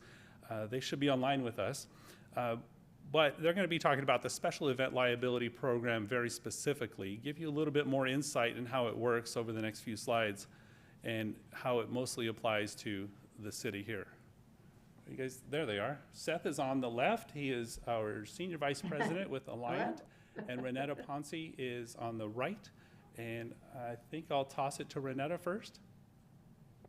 Okay. Will I be able to see the slides, or will you forward them as we move forward? I'll tell you or something. I will forward them as you tell me. So they can see where I'm at. Yes. Good evening, everyone. Mayor, City Council, thank you for having us here tonight. We've been asked to share a little bit of information with you about the Alliant Special Event Program. I am Renetta Ponce. I am the broker that oversees the program for Alliant Insurance. I think the key thing that I would like to say is it's been designed specifically for public entities, and we probably have 300, 400 members in this program in California and really now outside of California as well. The program consists of 3 portions. The tenant user is probably the most active because that's where an outside individual, company, or organization or individual is allowed to come into your premises and use it. You know, it could be a structure at the park for a 3-year-old birthday party, or it could be the community center where they want to have a wedding reception. It's, you know, that's what it's designed to do. The second portion of the program is the nominee portion. That is designed to cover or to allow you to cover any events that you sponsor yourself or co-sponsor with someone else to buy a primary policy that would kick in lieu of your self-insured retention. This portion of the policy can be expanded if you have any co-sponsors. Sometimes the city might team up with like a local Boys and Girls Club, or do some kind of a event like that where you're doing something for the kids or sponsoring a fundraiser or something like that, you both can be named under the policy there. The third portion is the instructor recreation. The key there is that it must be instructional to the participants, and it does not expand to cover your instructors. If you have people on staff who do trainings and things like that, it doesn't expand to them. We can move forward. The limits were designed specifically for what we see most people asking for in their contracts. It's 1 million per occurrence and 2 million general aggregate. The policy can be expanded to cover liquor liability as well. The key thing to remember here is that the aggregate applies separately to each event.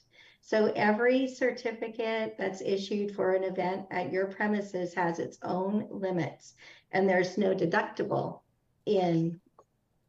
for the policy. The way the coverage works, notice the next slide, leases, instructors, and event holders are actually the named insured on the certificate, and the public entity is the additional insured.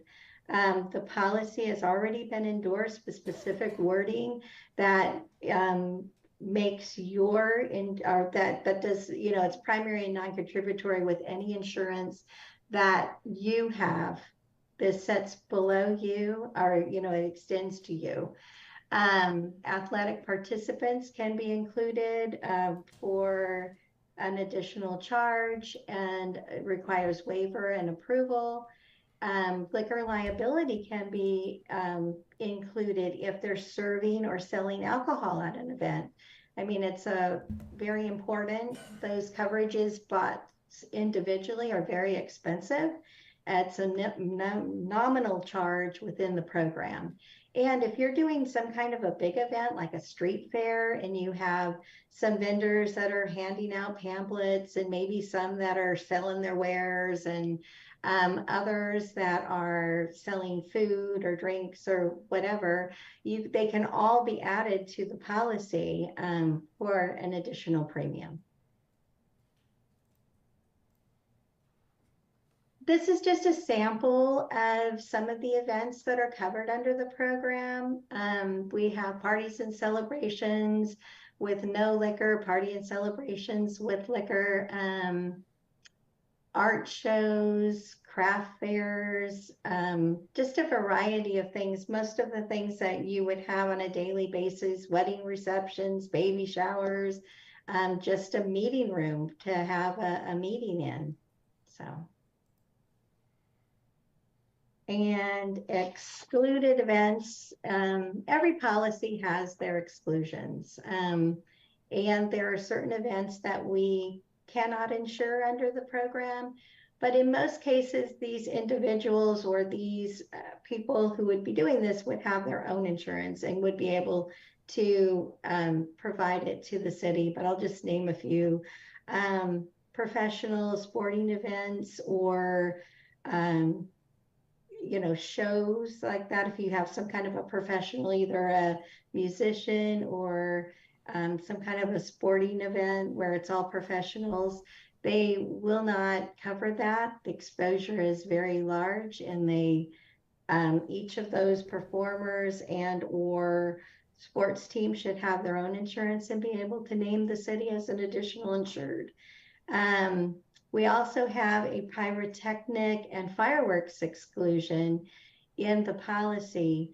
We can still cover your overall event and your premises exposure for those events. In fact, we do that on a normal basis. And, a lot of people will have a whole weekend full of events, and we can cover everything except for the actual professional who's shooting off those fireworks. There's only a few companies in California that do that, and they all have insurance. So they can provide you with a certificate of insurance, and we could provide coverage for the remainder of the event.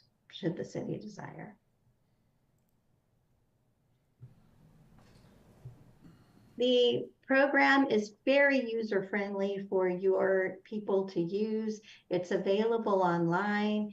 They, basically complete a little questionnaire about what's happening at the event, how many people are going to be at the event, is there going to be alcohol, is there going to be food, and it basically rates everything up, and they are given a quotation. And those costs, all the costs associated with this policy that's protecting the individual and the city, are, passed through to the applicant, to the actual tenant user. I think one thing that people don't realize is that the city's insurance is not going to respond to that individual, Mr. and Mrs. Smith, if they're sued because they leave a cord across the aisle and somebody trips and falls over it. The city would be insured and they would respond if you were found negligent, but that individual would not be insured. And under this program, you're both included for coverage.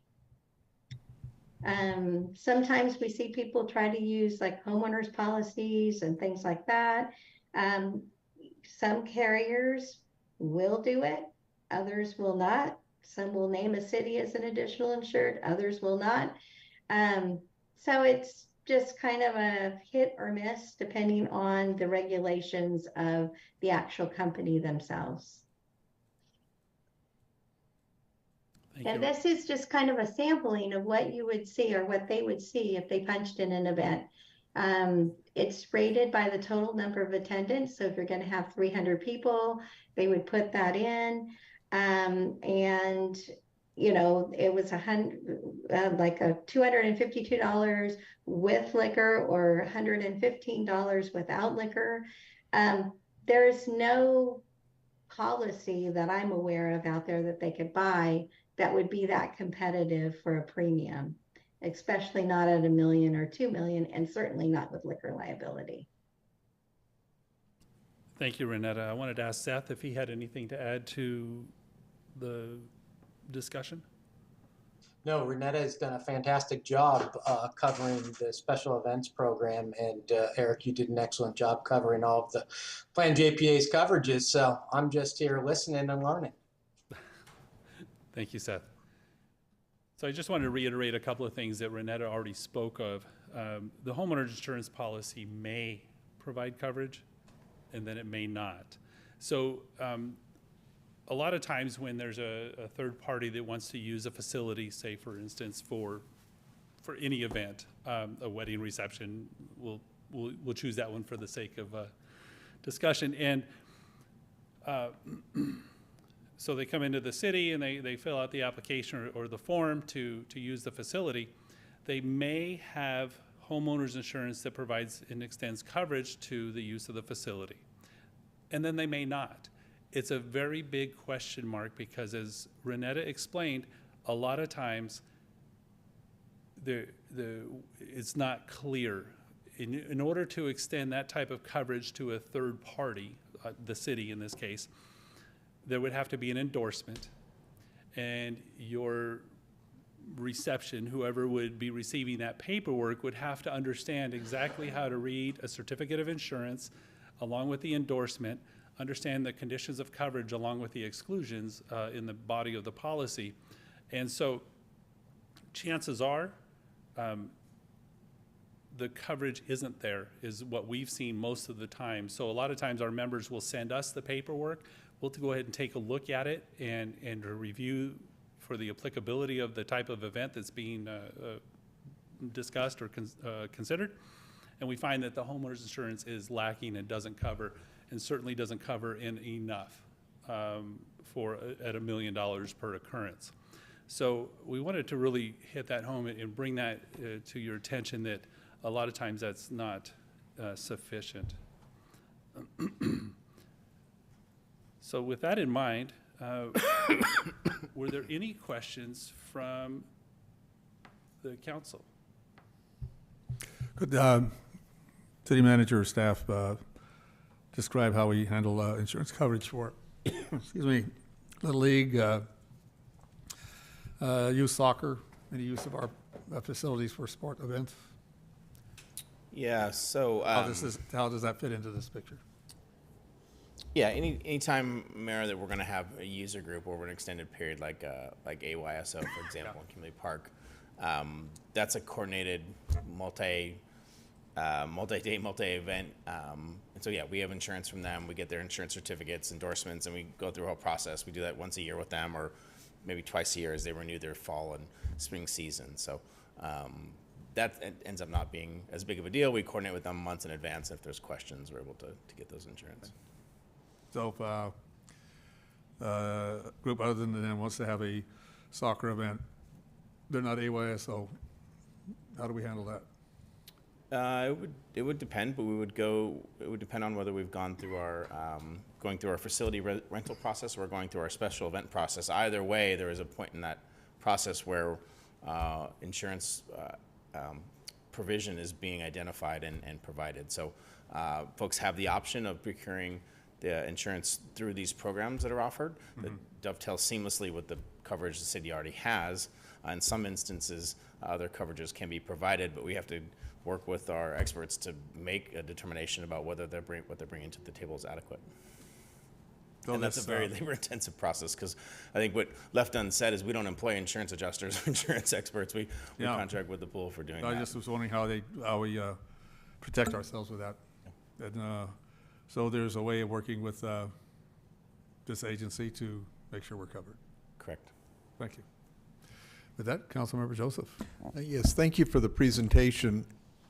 And I guess if those numbers, that sample premium, so like $125 might be the one-day event coverage fee? Yes, sir, that's correct. Because that, I'm now thinking about if I were to rent a park for a birthday party, I don't recall the numbers exactly, but I think the insurance policy is comparable or greater than the cost of renting the park. And there comes a point where you just, it seems like something's out of sync there. Birthday parties probably aren't going to cause any liability exposure. Obviously, anything can happen, but I'm just wondering, how do we manage these costs? Because if we try to charge for the park, and like I said, charge as much or more for insurance, I'd almost prefer charging more for the rent of the park facility or building and absorb some of the liability exposure, just so that the customer doesn't come up with the same thing I would, which is, this is crazy, I'm paying more for insurance than the use of the facility. Sure, I think I understand the question. Renetta or Seth, are you still on the line? Yes. Renetta, would you mind offering some input on, first of all, if we would expect insurance to be submitted for, say, the use of a park? I'm imagining, sir, maybe something like the canopy and a barbecue and that type of thing. And I'm going to guess we probably don't. That's not really what insurance is meant for, in particular special event insurance, but maybe more for an actual facility, like an indoor facility? Well, we have a full range of that. We do have, cities who require insurance for their parks. I mean, it's, becoming more the norm. And this policy would provide coverage for something like that if they had a party at the park. Every city does it differently and they set up their procedures. But if someone were to have a party at a park and they wanted to purchase insurance, they could do that. And depending on the number of people, the rates change, right? So the lowest rate is like $88 and it goes up from there. So it really just depends. If there's 100 people, it probably wouldn't be what you saw on the slide, But, the city is protected if something happens there as a result of that party. And it could be that, someone is injured or, they leave something behind that injures someone else. I mean, there's a lot of things that can happen, even though it's just a birthday party. Councilmember Joseph, I can answer your question regarding the fees, specifically to our facility rental program. So on April 18th, this council adopted our fee increase, which actually included the park rental fee going from $60 a day to $120 a day. And that is for an all-day rental. We have 8 different locations that our community can rent for the day. It's a full-day rental from sunrise to sunset. And then the insurance fee that we charge is a minimal fee. It's a pass-through fee. It's $112 for no alcohol. If you choose to serve alcohol, it's $175. And that is a pass-through fee, and we work directly with Alliant for that service. Okay, like I said, that makes it a pretty expensive party, is all I'm getting at. The only other concern would be, you know, a certificate of insurance is relatively easy to get. If you have insurance, they'll prove it. But and that's obviously not as useful as listing the city as an additional assured. But again, where I'm coming from is the balancing act between protecting the city and not charging so much that people walk away saying, I can't afford to have an event here. And I don't know what the answer is, because on the one hand, you know, anything could happen, and everybody has examples of freaky things that happen. So you can't really say you're just spending money for no good reason. But 9 out of 10 times you're spending money for no good reason. And then just selfishly, that money's going to the plan program. It's not going into our recreational fund. So this is the kind of thing where you have the insurance company, the city, and the customer, and the city and the customer aren't coming out a winner, just the insurance company. So I just got to be honest and say, okay, I struggle with that because I'm looking out for the customer as well as the city. And, you know, I'm not going to argue that your premiums are wrong. I'm just saying they seem to be really high, and it makes it difficult. I think we're going to have problems getting the use of our facilities because we're trying to be as proactive as possible and charging as much as we are. So that's my concern. May I comment? So based off of just the feedback since I've been with the City of American Canyon for over a year now, and when we started implementing the insurance, which was recommended to us by legal counsel to do that, which is best practices that you will find in most parks and recreation departments around the Bay Area. Alliant is a great program to use. The great thing about it is I worked for an agency where we actually accepted homeowners policies, and that was a ton of time, staff time, of training them and teaching them how to read deck pages and making sure that those coverages are meeting the requirements that we need to have for the insurance coverages that we needed for this type of an event. We spent more time and energy trying to figure out somebody's homeowner's insurance versus working directly with Alliant, which is a competitive service. The great thing about what we're doing now is we haven't received a lot of negative feedback. Just within 2002, we've had over 300 picnic reservations. In December, we started opening up our facility rentals for the Adult Activity Center and our rec building, and we are in a demand. Every single weekend, we have a rental going on somewhere within this city. And then the great thing about it is with our nonprofit organizations and our community partners, when they do our rentals, we actually ask them to provide their nonprofit insurance, where they just list the city as additionally insured with those limits. And that has been a pretty reasonable process for both parties because there is no fee associated with that. Those parties already have insurance. We're just asking them to list the city as additionally insured. But I hear your concern. It's a valid concern. But right now, the feedback that we have been receiving is our facility rentals are pretty popular since we've brought them back in 2022.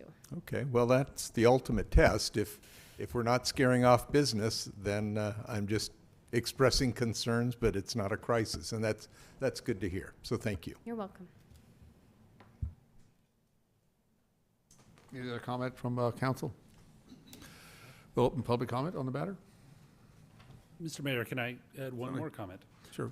Just to further explain a couple of things, just wanted to give a kind of a snapshot about what it costs for insurance. So over the last 3 years, American Canyon has seen an average of a 34% annual increase on liability insurance.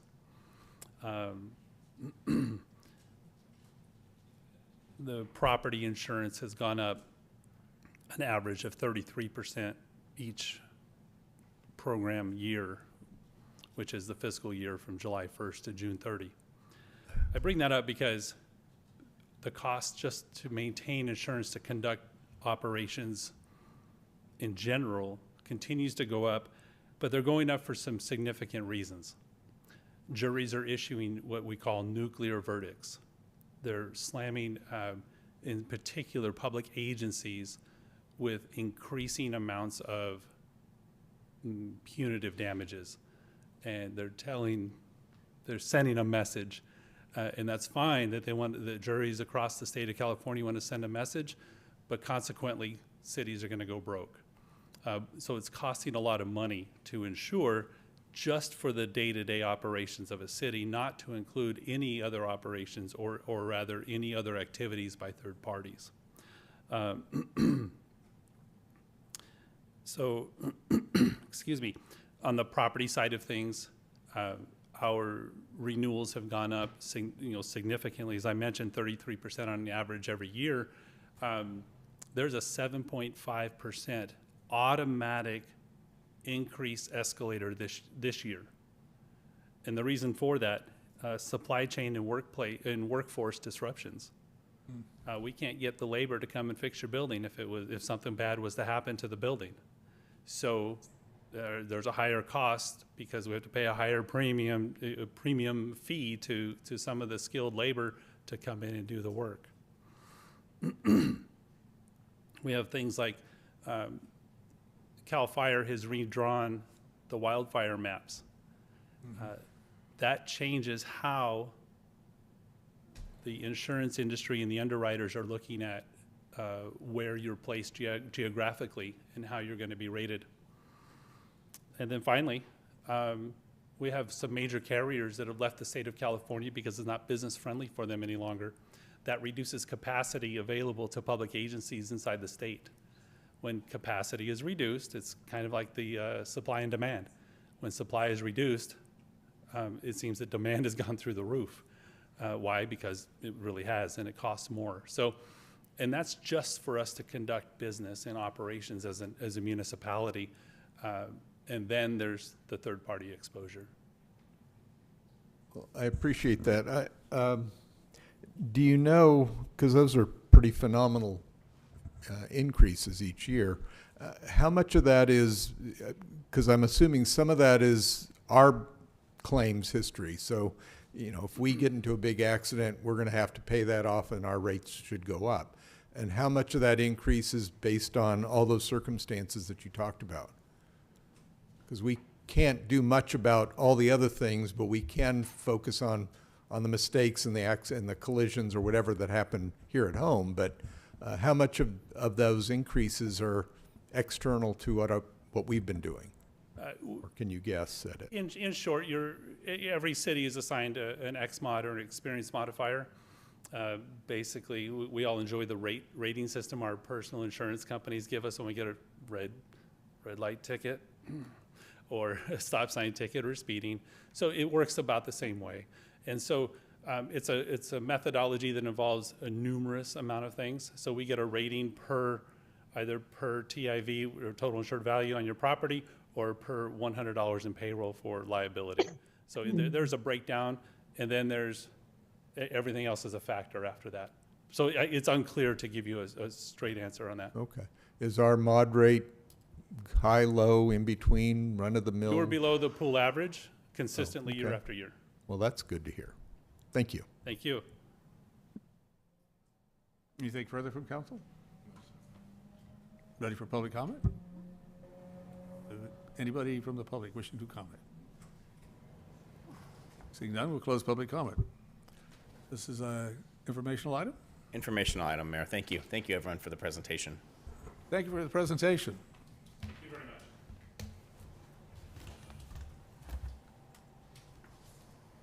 you, Council. Ready to move on to management staff and oral reports. Yes, Mayor, thank you. I know Director Akita has updates for you. We had fun things at the beginning and not so much fun things in the middle, but we'll get back to some fun things here with some upcoming updates in the community. All right. Well, we're looking forward to fun things. Sorry for my clumsiness in the back. I almost fell, so I apologize. I am here to give you the updates. Yeah, we don't want to have to file a workers' comp claim for that one. I caught myself. I'm here to tell you all about all the wonderful things that are happening here in American Canyon over the next couple weeks. On May 3rd, tomorrow, we have our Open Space, Active Transportation, and Sustainability Commission meeting at 6:30 p.m. here in the council chambers. On May 4th, we have the Napa Valley Tourism Business Improvement District meeting at 9:30 a.m. here in City Council chambers. On May 6th, we have several things going on. The Junior Wolves are hosting a summer camp from 9 a.m. to 11 a.m. There is a Spring 2023 Tire Amnesty event from 10 a.m. to 2 p.m. at the Clover Flat Resource Recovery. And then Greek Out Napa County is going to be hosting their first Comic-Con at the Napa County Library from 10 a.m. to 4 p.m. On May 9th, Go Van Gogh Cornerstone Gardens in Sonoma is a senior day trip. On May 10th, it's an author talk at the Napa County Library with John McCormick from 6 p.m. to 7 p.m. On May 11th, we have our Parks and Community Services Commission meeting at 6:30 p.m. On May 12th, we have the Napa County Emergency Preparedness Resource Fair from 4 p.m. to 7 p.m. May 13th, Junior Rules will be hosting another summer camp from 9 a.m. to 11 a.m. And then on May 16th, if given a chance, reception and dinner honoring local high school seniors at the Napa Valley College Performing Arts Center from 5 p.m. to 9 p.m. Thank you. Well, a long list of great things happening. Thank you. Anything more, Mr. Hawley? No, Mayor. Thank you. Okay. We'll move on to Mayor Council comments, committee reports, and we'll take up future agenda items after that. I just want to comment on the Gateway Award event we had this last weekend, and the honoree, Clarence Momrell. I think we all know Clarence very well from his involvement in the community, and it was just great to be there to celebrate. Appreciate all the effort staff put into putting that together. Thank you very much. And it was good. We had not done that in a while. I think that began in 2001, and we've been doing it COVID kind of interrupted great events like that. It's always good to have, like earlier this evening, community members together, acknowledging their contributions of those who they support and nominate to come forward for the betterment of American Canyon. With that, committee reports, Mayor Joseph, Mayor Joseph, not yet. I wish. Councilmember Joseph, anything further to add to yours? Nothing too much. The spring salute it was at the Ruins. This is the Central Labor Council meeting.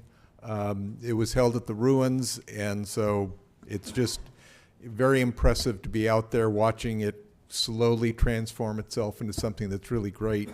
And Earth Day, we had a decent turnout, a good opportunity to grow in future years. But other than that, it's in my report.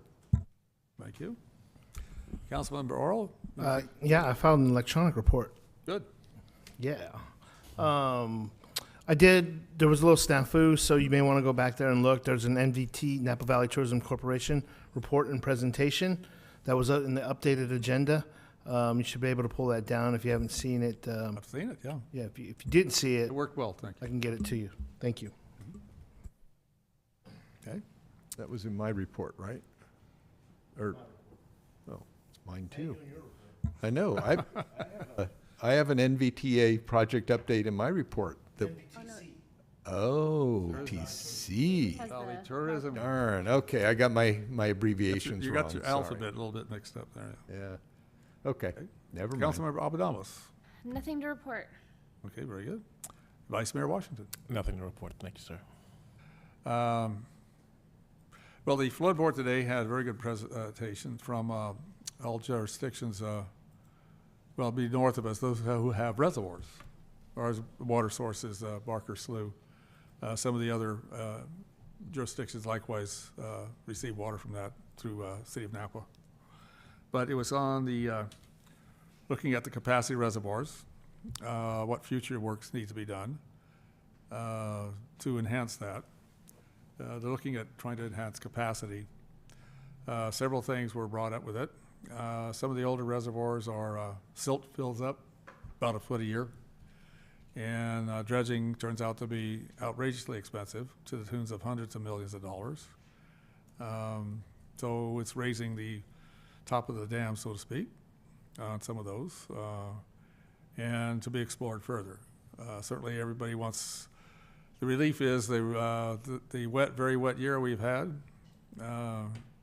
Snowpack at some places 256% of normal, up to the southern area about 300 plus. And now likewise comments are we need to be concerned about flooding if the weather gets warm and the melt starts happening too fast. So that was that. Earth Day was very good at the down there at the Wetlands Edge. Wow, what a very good showing. There were a lot of people there. Had some good conversations with representatives from MCE, talking about capacity in the grid. We have more and more electric vehicles coming online. If you've caught the news lately, now looking at California's looking at diesel trucks being eliminated and converted to electric. That's a few years down the road, but we seem to be gaining momentum in that area as well. Climate Action Committee, likewise attended with Councilmember Joseph. Seems to have a big section there that was interesting on greenhouse gas inventory, looking at all the elements within our area, county on that. Admittedly, a lot of it is, well, it's new. It hasn't really been able to sample all the areas, but they do know the biggest one is transportation. And with that, I think I mentioned before, if I haven't, I'll mention it again. Napa Valley Transportation Authority is working on, again, V-Commute and Ride Amigo. You know, this is something to follow as it continues to evolve and gain traction and comes into being. Way of getting people from where they live to where they work, to and from, in a way that it doesn't involve a single occupancy vehicle. Did have an experience, and I took a picture, haven't been able to follow up on it, but as I'm coming back from a meeting in Napa, there's a van that says Cal Pool, and I ran into two of those vans on the highway. And one I did notice was loaded with riders. So I'm assuming somebody out there is using a van that looks like a 10-passenger van size. And I want to pursue that further to find out if I can find more information on it. As Councilmember Joseph they said about the Spring Salute, there was, well, the event itself was very rewarding in itself. There's just a lot of positive energy there. But folks are looking at the ruins and what's going on out there and the housing being built, and everybody's just was, you know, a lot of wows out there. Actually, I did run into the developer, Terry McGrath, and said, did you see the Napa Valley Register? He hadn't seen the one that above the fold headline is amphitheater at the ruins. And then he went on to explain, yes, about 3,000 seat amphitheater. He actually had somebody engineer who does acoustics come out and measure it. Says yes, it's a good spot. And on the other side, another 800 seat amphitheater possible, 200 room hotel. This is going to be a very exciting development for American Canyon. I think it's going to be a huge economic benefit, and certainly will identify American Canyon as a place where your Napa Valley experience is. So that's why ends my report. And with that, any future agenda items, council members? You know, I may make a request. The speaker tonight on the network on the Aging Americans Month talked about the network of aged enabled communities.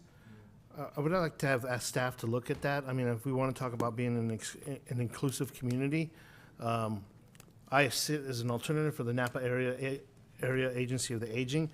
Would love for that to come back to see if there's a place that we could do that. And I think it's a little bit of paperwork and then some goals that we may have to meet, and I would love to explore that if we could bring that back. Thank you. Anything further? Well, if there's nothing further for council, we do have item 22, future agenda items of note. Any comment on that? If we have concluded our agenda and our work for the evening council, we are adjourned. Thank you all. Thank you. Night, American Canyon.